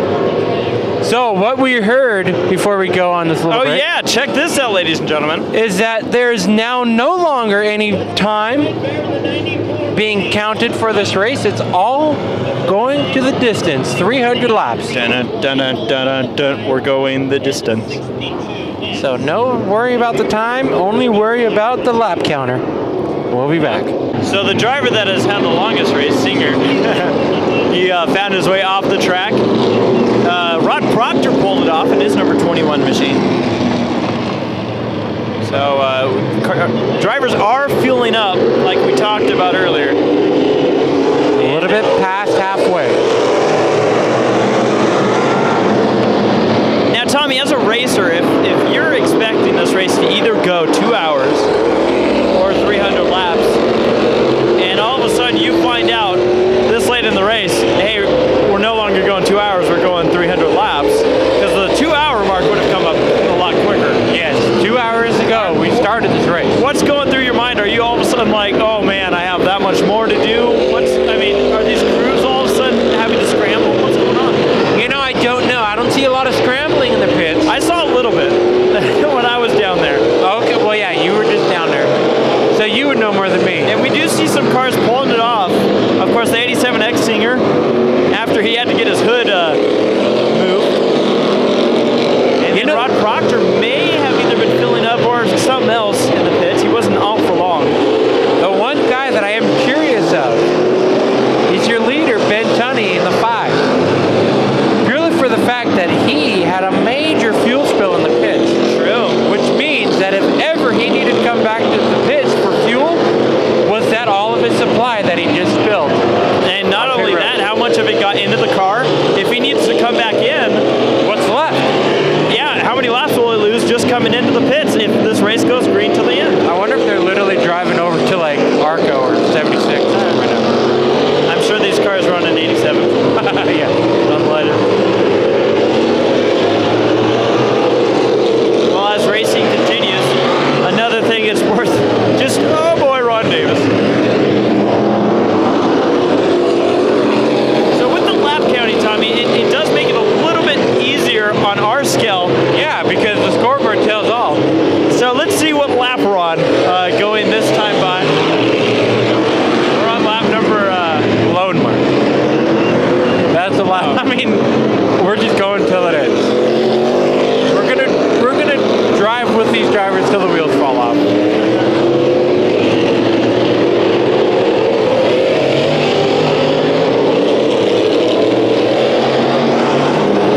And that's another thing. These drivers, unless they're really good at counting in their head, unless they have crew guys keeping them up to date, there's really no reference to what lap we're on. I know we were past the 180 lap mark.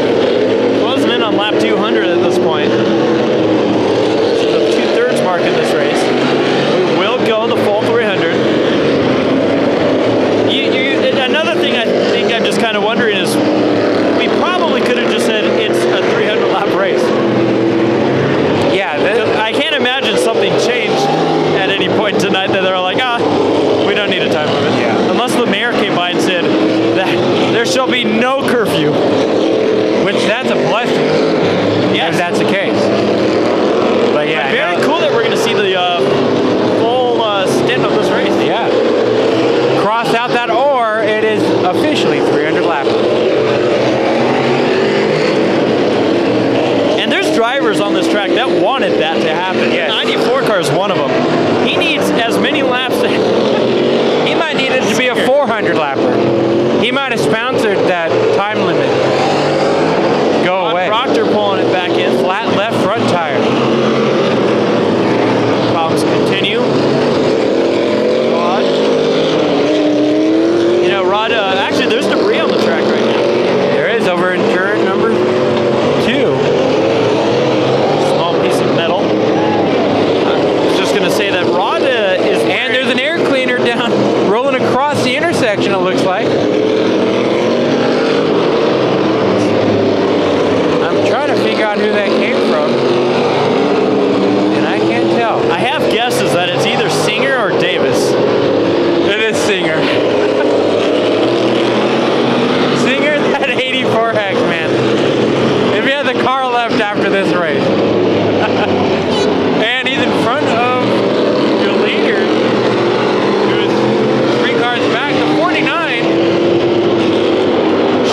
into turn number 3.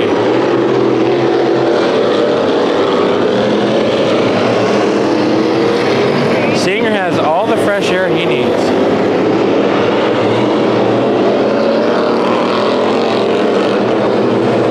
You saw S in the 49 shoving Singer into turn number 3. Proctor back on track. Fix that left front flat.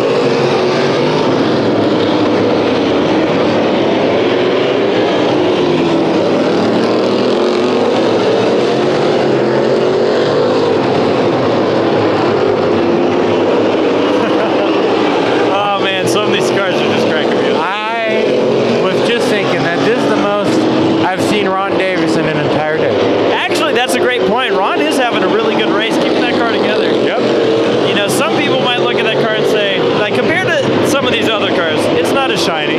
That car was built so long ago. Probably older than most or all of these cars. I can't imagine a car older than that number 20 machine driven by Racing Ron Davis. To put into perspective, that car was built for a late model at a track that closed in 1995.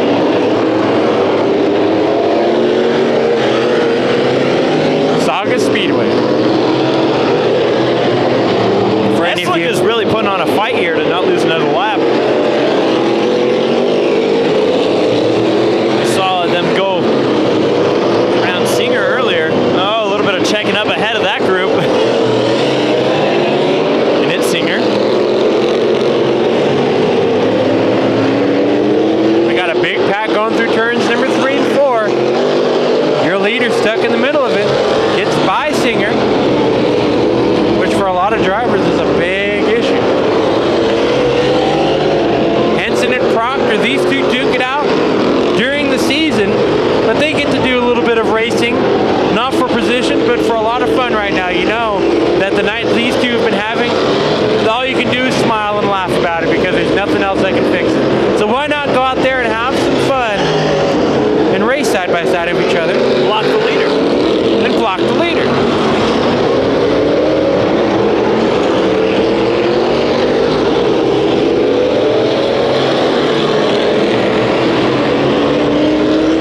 Make the most of it. And that's what those 3 drivers are doing. Henson and Proctor, but definitely Tunny in the 5.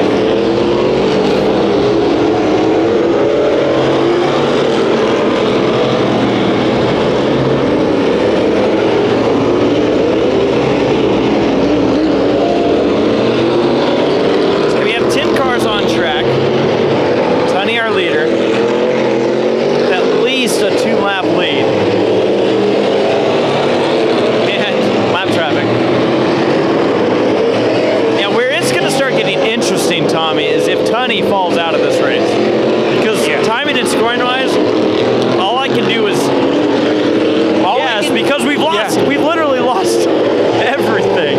Oh, Henson overdriving the exit of turn number 4, spins it out, the other 360. And I thought he was going to take out one of our stationary cameras down there that I believe has been dead for a while. Yeah, most of the cameras down below probably won't make it to the end of this race.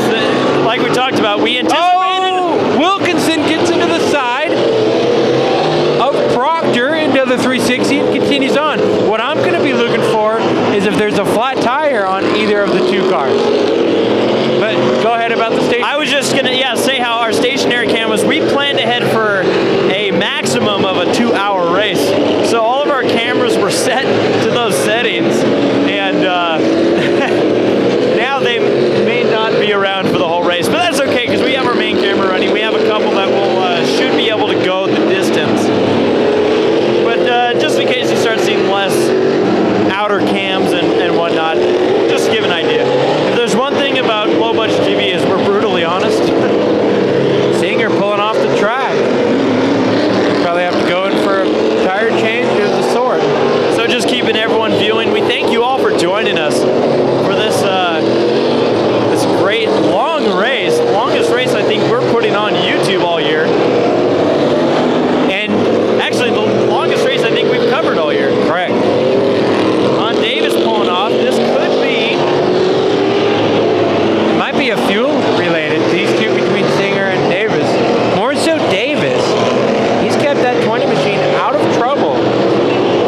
as he can all night. But we have seen a lot less of cars returning to the track in these late stages of the race. I'm starting to smell some fluid, Jeffrey, that's burning. Yeah, I smell it too. Smells like some rear end. Yep. So that could have been either Singer or Davis. Oh no, I don't think Singer's going to be done. Well, he's already spilled a bunch of rear end fluid down on the track earlier today. He might just be going in for a refill. Davis over behind the wall, pulling it up next to his van. That could be pit strategy. That could be. We might see the van pull out right now. And it looks to be a gas. You are watching a green flag pit stop right now. There it is. And I'll keep an eye on the track. They're adjusting air pressures right now. They're going to swing around. No, they're not going to change. We're going to send it down to Jeffrey Best in the pits. Fuel. That's it. Thank you, Jeffrey Best in the pits.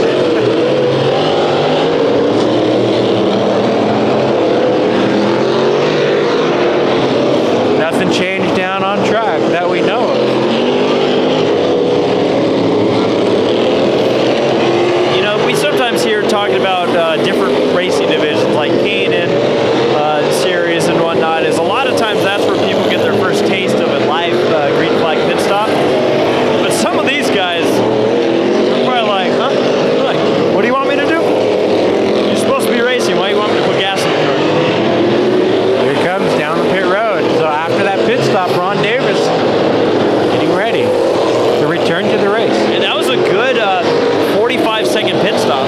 You know, considering that that was probably his first pit stop that he might have had in his entire career of racing. He's been keeping that car running really well. Very, very good. 20 car definitely sitting in the top 10. Avoided any big trouble. Has had some contact. Tunny with a couple close calls. Their leader. Keep an eye on this 5 machine. Trying to break away from the pack that's directly opposite of him. He's doing it. These two are battling it out pretty hard. Yeah, the 49 of Eslick and the 83. These two racing it out. Now that could be a spot for position. I don't believe it is, but it's been fun to watch with these two. Looks like Eslick was the faster car and gets by the 83.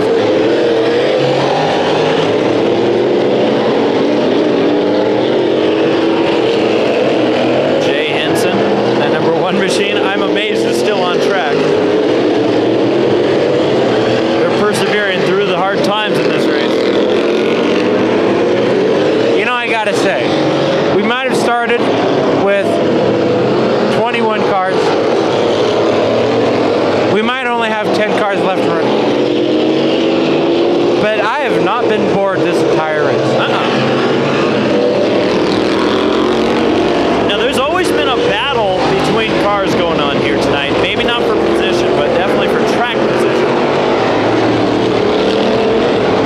See our leader, Tunny, trying to work his way on the outside of Henson. Did not make it happen that time.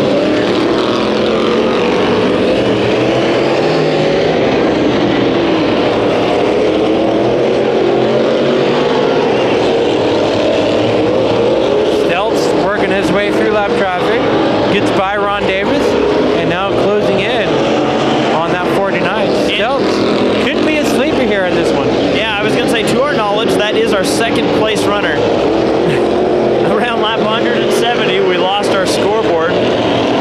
Around lap 40, we lost timing and scoring. So I believe Wilkinson could be in 3rd, and the 49s of Eslick somewhere in that mix as well, including the 94 of Fred Bear. Yeah, Bear very likely could be up to 4th at this point. Yep. Good battle over here in turns number 1 and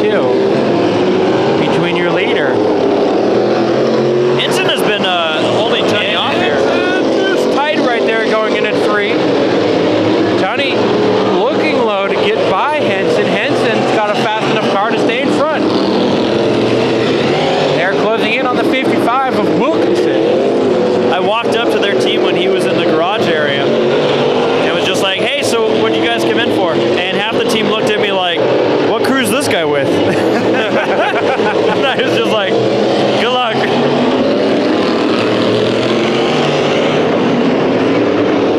We made fancy $15 t-shirts for that reason. Yeah. But I guess they didn't want to bother looking at your They chest. probably thought it was a disguise. True. Hey, well. Oh yeah, you're with media, huh? You never know. So much skepticism in racing. I wonder if Jamie Little ever gets that on ESPN. Probably all the time. I'm here with the crew chief, Chad Canales. Who are you? What are you doing out there? Well, look at this traffic for your leader. Tunny working past Ron Davis on the 20 machine, closing in on the 83. The driver who didn't even make the start of the race.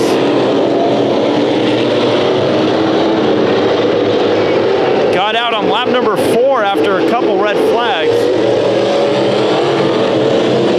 Something happening with the right rear of that car earlier today. Or was it the left rear? It might have been the left rear, actually. I take that back. They got it fixed up, patched up just in time. Probably one of those cases where they decided instead of rush, actually, as I'm talking about, there we go, just getting back on track. Almost contact between him and Wilkinson. Yeah, it looked like that car got crossed up on him a little bit. Yeah, Wilkinson may have given a love tap. But I was just going to say that they probably opted, instead of getting it finished quick and on time, Correct. getting it finished right and a couple laps down. And I think it's paid off because this 83 car has been on track for the majority of this race. And he's running it. Who knows where he's going to finish in this one? Who knows where anyone's going to finish at this point. But he's past. Yeah, exactly. Well, Bear is closing in once again. To Tunny.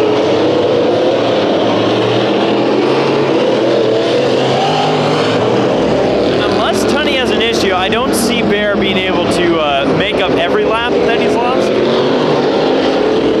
But that 94 car, props to him. Definitely been giving it his all. Has not given up. This lengthy race. 49 machine, Eslick pulling it off. Could be fuel, could be something else. Could be a mechanical problem. Or stay on tab. That car and driver. Now, for the first time in this race, Tommy, take a look at this. Oh, around goes Henson in turn. Oh, Jay's going to mess up what I was going to say, but everyone was on the same side of the track at the same time. Was. And then Jay went around, changed things up a little bit.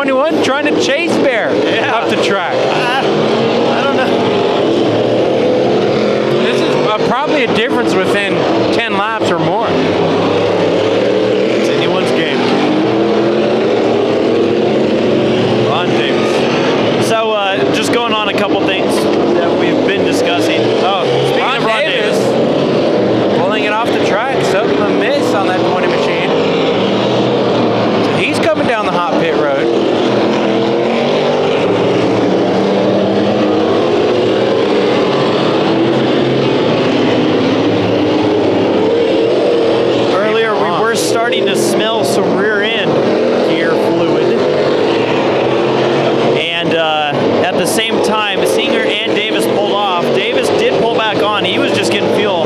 So I imagine Singer might have been having a rear end going. That 87X car that saw just about everything tonight. I think he even got run over at one point. Literally. So, hey, you know, sometimes you're the windshield and sometimes you're the bug. Well, here's the bug that wouldn't quit.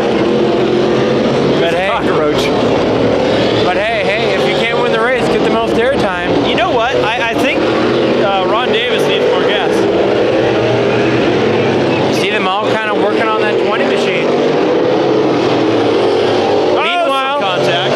out of turn number 4, Tunny was right around all that. Stelz and Henson getting involved. Eslick back on track in the 49. Exactly.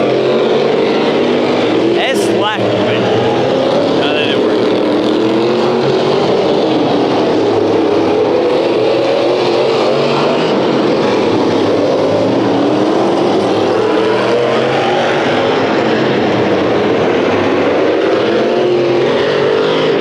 Oh, Henson around again. Keeps his foot in the gas, keeps it running. I think Jay's just having fun at this point.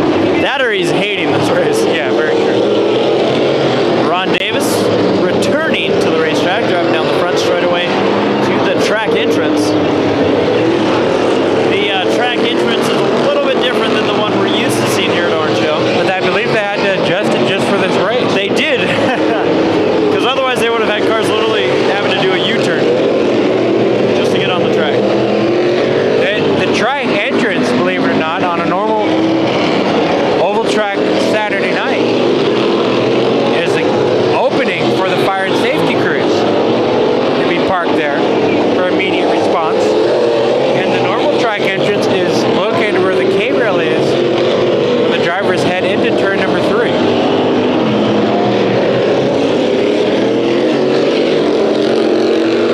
This is one of those races, and I think we both knew it going into it. It was going to be a hard to watch, hard to know where to watch type of race.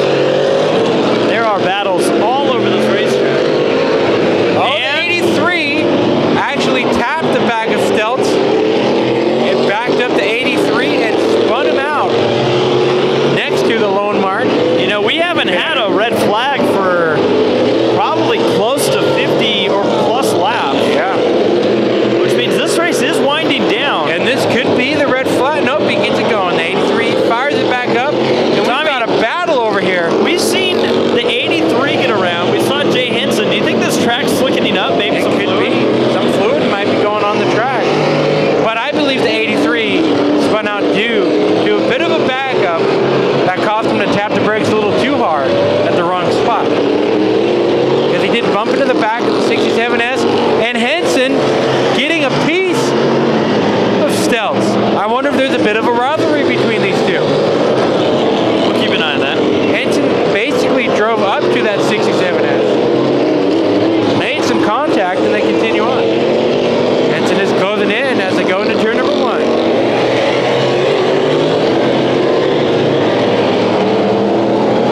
Stelz sideways, going through the intersection. Here comes Henson in number 1. Goes up high, arcs it in low. And we might see a bit of a rivalry, which is not what Stelz needs at this moment. No.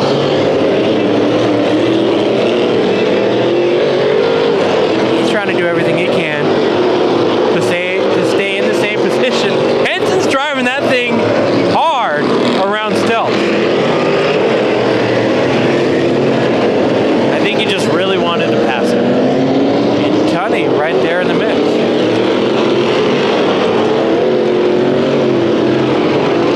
You know what's going to happen is, since we don't have timing and scoring available, and we don't have a scoreboard available, all of a sudden we're going to look up and the checkered flag's going to be Oh, waved. Tommy, trouble for your leader type of thing. Right? Yeah, you know. Here, everyone stopped.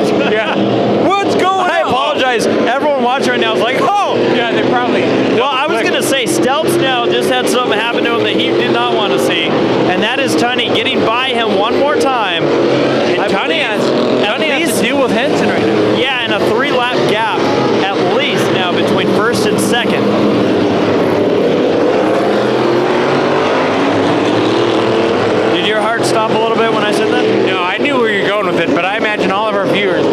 probably just unsubscribed from YouTube. They just quit the whole website. They probably just double-clicked on something they didn't need to double-click. Now, see, almost contact between Bear and Proctor. And I believe those two have had a little bit of a run-in earlier in this race. Stetzel Tommy might be off the pace. Oh my gosh. I thought that car was returning. I thought so too. We're referring to this number 6 machine. Dwayne Blay. We haven't seen that 6 car out here moving in a long time. You know, he's actually been a driver in a different division out here. Correct, yeah. A smaller, probably less horsepower division. 4-cylinder. Just recently he started getting involved in figure 8 racing. Saw him race at Irwindale as well as out here at Orange Show. I believe you're right, Jeffrey. Oh boy. Henson, I believe he's just racing it for fun. You see Proctor and Stelz I side think by there was side. contact between those two. Look at the passenger side of the 21 car. Oh, wow. Some cosmetic damage. And they're closing in on Ron Davis, who I believe might have a flat tire. I don't know. That car looks like it's not driving like it should. He's pulling up the track. Eslick stuck on the outside. And Eslick with suspension damage. He is stuck, installed out at the entrance to pit road based off the contact with Ron Davis. Red flag is out, folks. I don't think Eslick was saying very nice things towards Ron Davis. Wow. Getting ready to go. 36 laps remaining. And an 8-lap lead for Tunny. Green flag.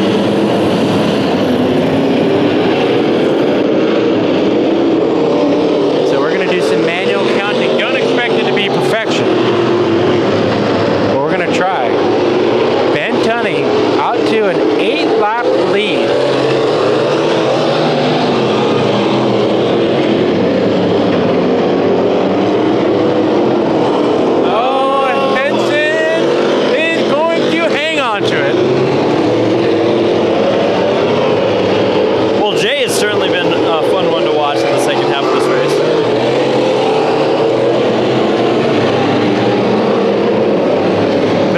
Watch on your leader, Ben Tunny. He's running 18.39 second lap time, so at least that was the last lap. Let's see what he gets this time by. 18.56. So you can tell that driver is on cruise control. Cruise control, but pulling away from everyone else. Yeah, exactly. Yep. If anything, that car's been the most consistent one out here. That, and I'd argue the 94 car as well. But he's consistent. Another 18. He ran a 5-lap go. That's only, I think, about a second off of what they were qualifying. Correct. Yeah. And for how long they've been going and whatnot, that car is in probably the best shape. That car has yet to change any tire. Amazing that these tires hang on for that long. And like we talked about, this car did not run this race with no issues.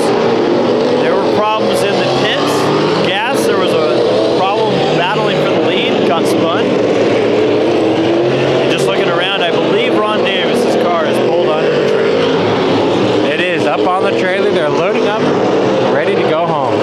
And with that, I believe it's our camp. 30 laps to go as Tunny crosses the stripe.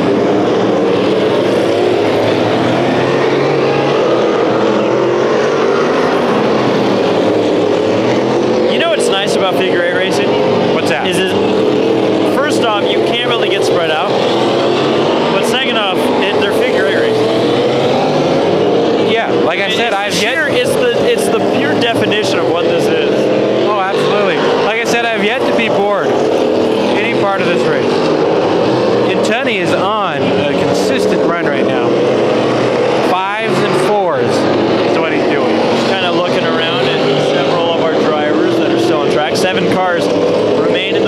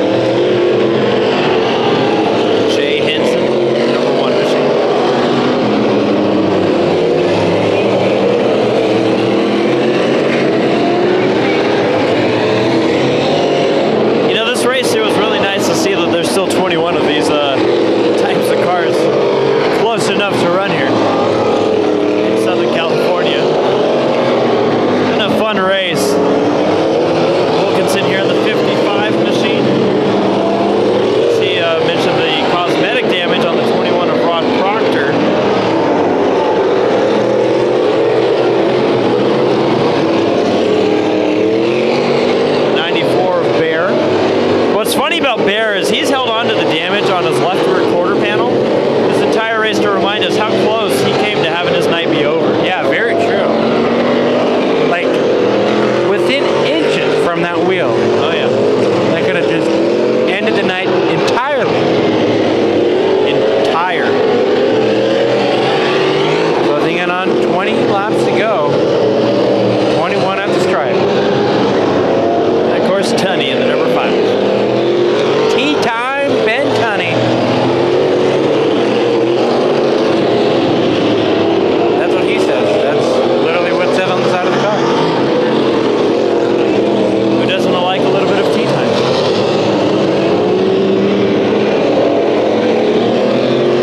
Last time Tunny worked his way around Hinson, Hinson gave him quite a fight. Like that? Like that. Saw Tunny have to hit the brakes, gonna have to do it again. Where do you go? Left or right? Anybody can guess, but only Tunny can do it. You talked about it, how this race kind of landed on our calendar midweek. Tuesday. I mean, it was a very, we almost didn't end up being out here. And I'm happy we did. I'm very happy, yeah, definitely. We've been out here for a couple big events for this track.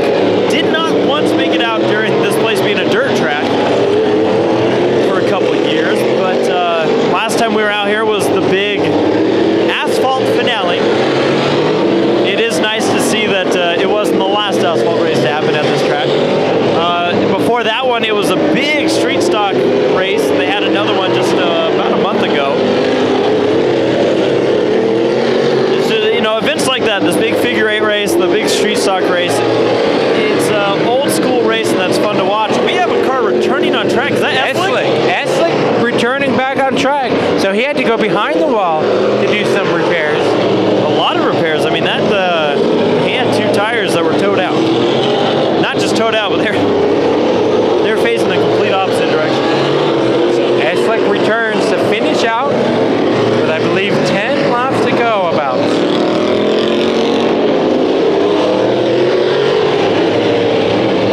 Is that it? We're down to the final 10? I believe this is it, the final stretch of this 300-lap figure 8 finale.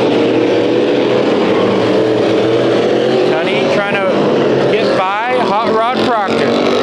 Proctor's going to end up having to pay that guy here in just a few laps. Yeah, wearing a lot of hats tonight, isn't he? And or maybe a lot of helmets. I don't know. I don't know how he does it, but it's clear that he has a great staff behind him. Because I couldn't imagine prepping my figure 8 car while also prepping my track for the biggest figure 8 race in California. Yeah, I think earlier today he was wheel packing. Driving the, oh, look who's coming back! He ain't done yet, ladies and gentlemen. I believe they pulled it off the trailer. They had to have. It was literally up on the trailer, and they were loading Ron up. Davis is not Grace done. and Ron Davis. I think he saw Eslick come out, and he's like, that guy didn't say very nice things to me. Or he's coming out to finish him off, either one. Keeping an eye on the flag man, looking for any signs. Looks like he may be holding up to 5 laps to go. Yep. It's winding down.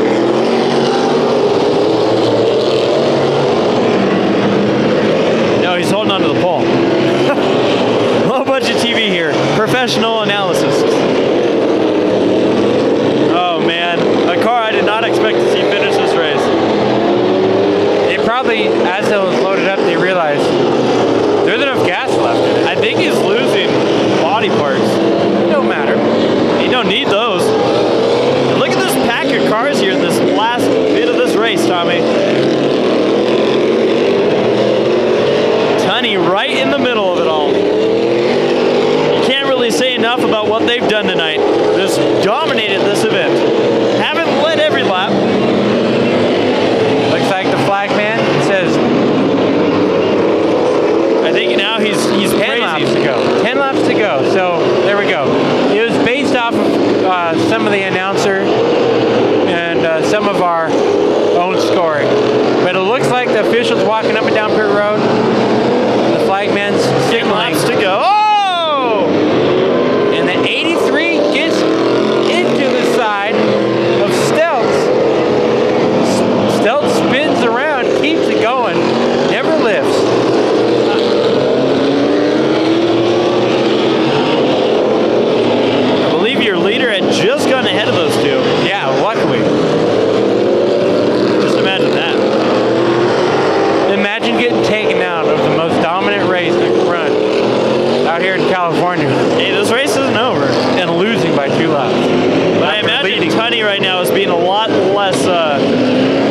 crazy. We're having some good intersection times right now. We are. Might as well end this race big. I want to put the stopwatch on Tunny just to see how he's been. Oh, Proctor gets turned. And almost takes out the Lone Mark banner. And with it would have been our camera. All right, so I'm going to put the clock on Tunny next time by. The flagman has the white flag in hand. Right? Are you sure? Looks like it. I thought they just get the 10 to go. Five to go. He's giving them high fives. High five. So the clock is on Ben Tunny, your leader. A whole bunch of TVs in disarray.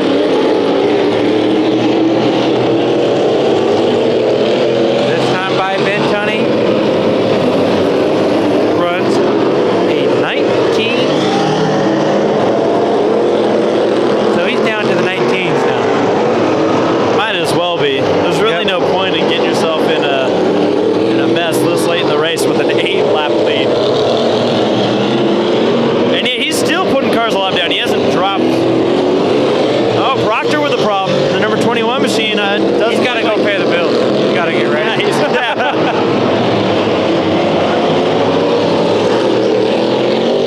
What a fun event for him and his crew to be put together for us. I mean, Proctor is a figure 8 racer by heart. And I'm sure this was probably an event that he was super excited to have. I know we're super excited that we were able to make it out here on Low Budget TV. Thanks to Orange Show Speedway for allowing us to bring the coverage to all of you.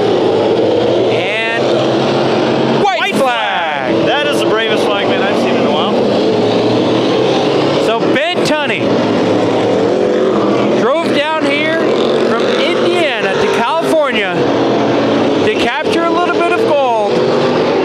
Through turns number 3 and 4, slipping and sliding across the line, $10,000 richer.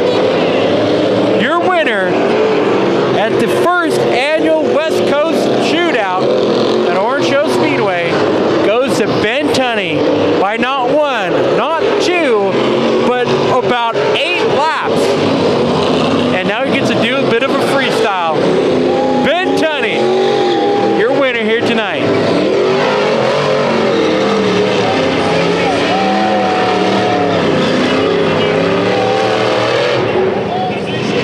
And he's still figure 8 racing. I thought he was going to just knock out one of our cameras just now. But it's okay, because he carried one of them.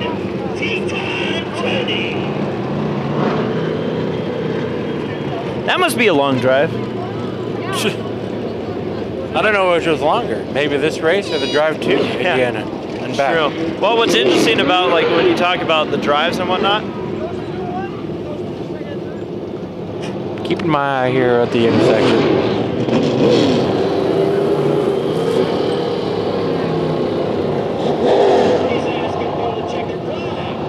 Wilkinson meets the 83. I do believe Stetzel was your second place finisher. It would have to be. He ran such a consistent race compared to the 5. Excited.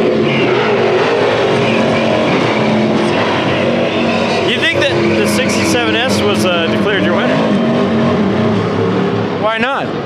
Hey, 300 laps. I would do donuts if my car was still running. Exactly, and not many can say that. Your winner here tonight, Ben Tunny.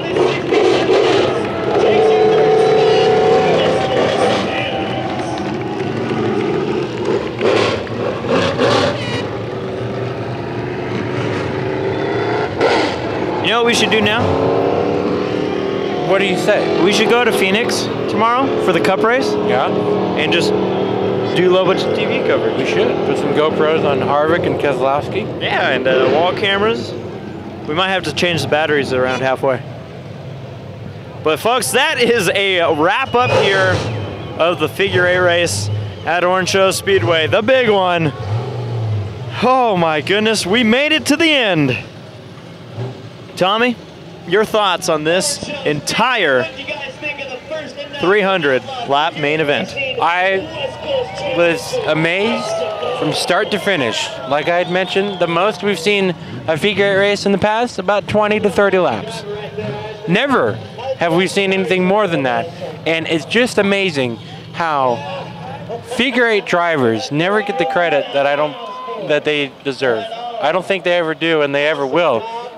And it's a pleasure to cover this event for all of you family members of these drivers, for the drivers themselves, and everybody involved. And that's what it's all about. Look at that relief. It's a sigh of relief from that Enduro. Oh, yeah. Yeah, this November 8th, 2014 main event comes to an end. Thank you for joining us here on Low Budget TV. We do have a Facebook page that you can like. Keep track of where we're going to be next, because we keep busy almost year-round with races in Southern California and sometimes out of state. Tommy, it was fun. The season ain't over for Low Budget TV. We got plenty of events coming, a lot showing up here on our YouTube channel, LBTV Productions on YouTube, Low Budget TV on Facebook, and heck, if they want to email us, they could do that too on lbtvmail@yahoo.com. That's right. We're going to see if we can catch some of the interview of Ben Tunny. Save fuel, save tires, don't want to cut a tire down or knock any wheels off. And I kind of let the pace take off a little bit at first, and then once everybody else had misfortune, then I was able to try to just keep my car under me and not burn up my tires and not get myself in any bad positions to get myself knocked out of the race. And luckily, we was able to do it. I'm just wore out and surprised that we finally got some luck this week. That was an awesome job. You guys came down on the track last night, did some practicing, some testing and tuning, and off the trailer, you guys are fast. That carried into tonight's race. How much did the practice last night help you guys? Oh, it helped tremendously. We made a ton of adjustments, probably 100.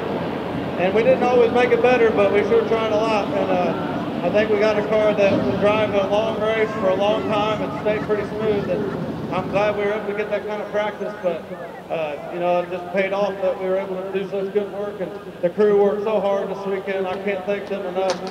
Donna and Eddie Van Meter, they put their heart on the line to get me here, and Rob Proctor, he sure helped running the show and getting us out here, so I can't thank any of them enough, because without these guys here at that pit stop, all the work this week, getting here, driving the trailer here, keeping me motivated, I couldn't do it without any of them. How worried were you about saving fuel towards the latter part of that race? I understand the second can didn't go in all the way. You might have had some issues with the fuel can. How worried were you about fuel coming to the latter part of that race? Oh, I was pretty extremely worried, really, because we had been kind of monitoring our fuel in practice this week, and we noticed that it was taking quite a bit of fuel to fill it back up after, about 100 laps of practice. And, it had me concerned because we only got about 11 gallons in. The other can had an issue and wouldn't take any fuel for some reason. So it had me thinking the last 30 laps or so, when's this thing going to start sputtering? I was really scared, but the guys were ready for me, and I was just trying to maintain my pace. So if I did have to come in again, I'd have time to do that and still be in the lead. Yeah, you had an 8-lap lead. That was awesome. But us fans here at the Orange Show Speedway like fresh cut donuts. We want to know if you have enough fuel in that tank to do some fresh cut donuts for us here at the OSS. I might be able to do a few for you, but this Curry Racing engine's been real good to me, so I got to take care of her, but I can do a little bit for you guys. Yes, sir, that's how we like it, ladies and gentlemen. Ben Tunny. I just want to thank all these drivers and crew members here. They all raced me superbly, professionally, cleanly, and all the guys were super nice that I've met this week. They've been super friendly. Everyone raced super nice, gave me breaks, gave each other breaks. It made it for a good time, no drama, no arguing and fussing. So I really appreciate them and all the hospitality of the people here at the track that's helped out. But I want to thank all my sponsors, because without them, none of this is possible. I want to thank Edco Welding and Eddie and Donna Van Meter. They made me get this car here this week, so definitely number one thank you to them. Kentucky Clutch, Indy Trading Post, they helped me get here. PGG Enterprises and Gases, TNC Lawn and Care, Norton Transport, G&M Trucking, everybody that's helped out, Uppercut Barbershop, T8 Race Cars. Jason came up from T8, and helped us get the car working good with the rest of the guys. We all did a team effort. AJ, Matt, Chase, everybody, Jason, some guys from down south came, helped up. I appreciate them hanging out, Brandon and Mike. I'm probably forgetting somebody, but most of all, I leave out this person a lot. And I've heard my dad say this a few times, but she shouldn't be left out the least. And I want to thank my mom. Her and my aunt came up, surprised me. They showed up today. And, you know, that she's an angel to everybody, so she deserves more thank you than she ever gets. That's awesome. That's awesome to hear, Ben. Ladies and gentlemen, your 2014 Outlaw Figure 8 champion on the West Coast, Mr. Ben Tunny. The man that sat second for most of the race, the latter part of the race, Mr. Doug Wilkinson. Awesome job out there. We talked earlier today. You said, I just hope to finish the race. You finished second, man. How you feeling? Finished good. I feel like I'm top of the world. Finished second to Tunny is amazing. That was an amazing race. Tunny really had the hot rod. You were right there, though. You're only a couple laps back. I'm not going to say how many. That's for your crew to discuss. You had an awesome job. Was it fun? It's beyond fun. We'll be back again. I'd love to see you guys back. Evergreen, Washington, you're coming back up there for the 2015 season. Who do you got to look out for next season? Anyone in front of me. Everybody in front of me, because they're all going to the back. Ladies and gentlemen, make some noise for Mr. Doug Wilkinson. And the man that finished in that third position in a 67S machine, Mr. Mike Stelz. How you doing, Mike? Sorry for stepping on your toes. That's all right. I've been stepped on before.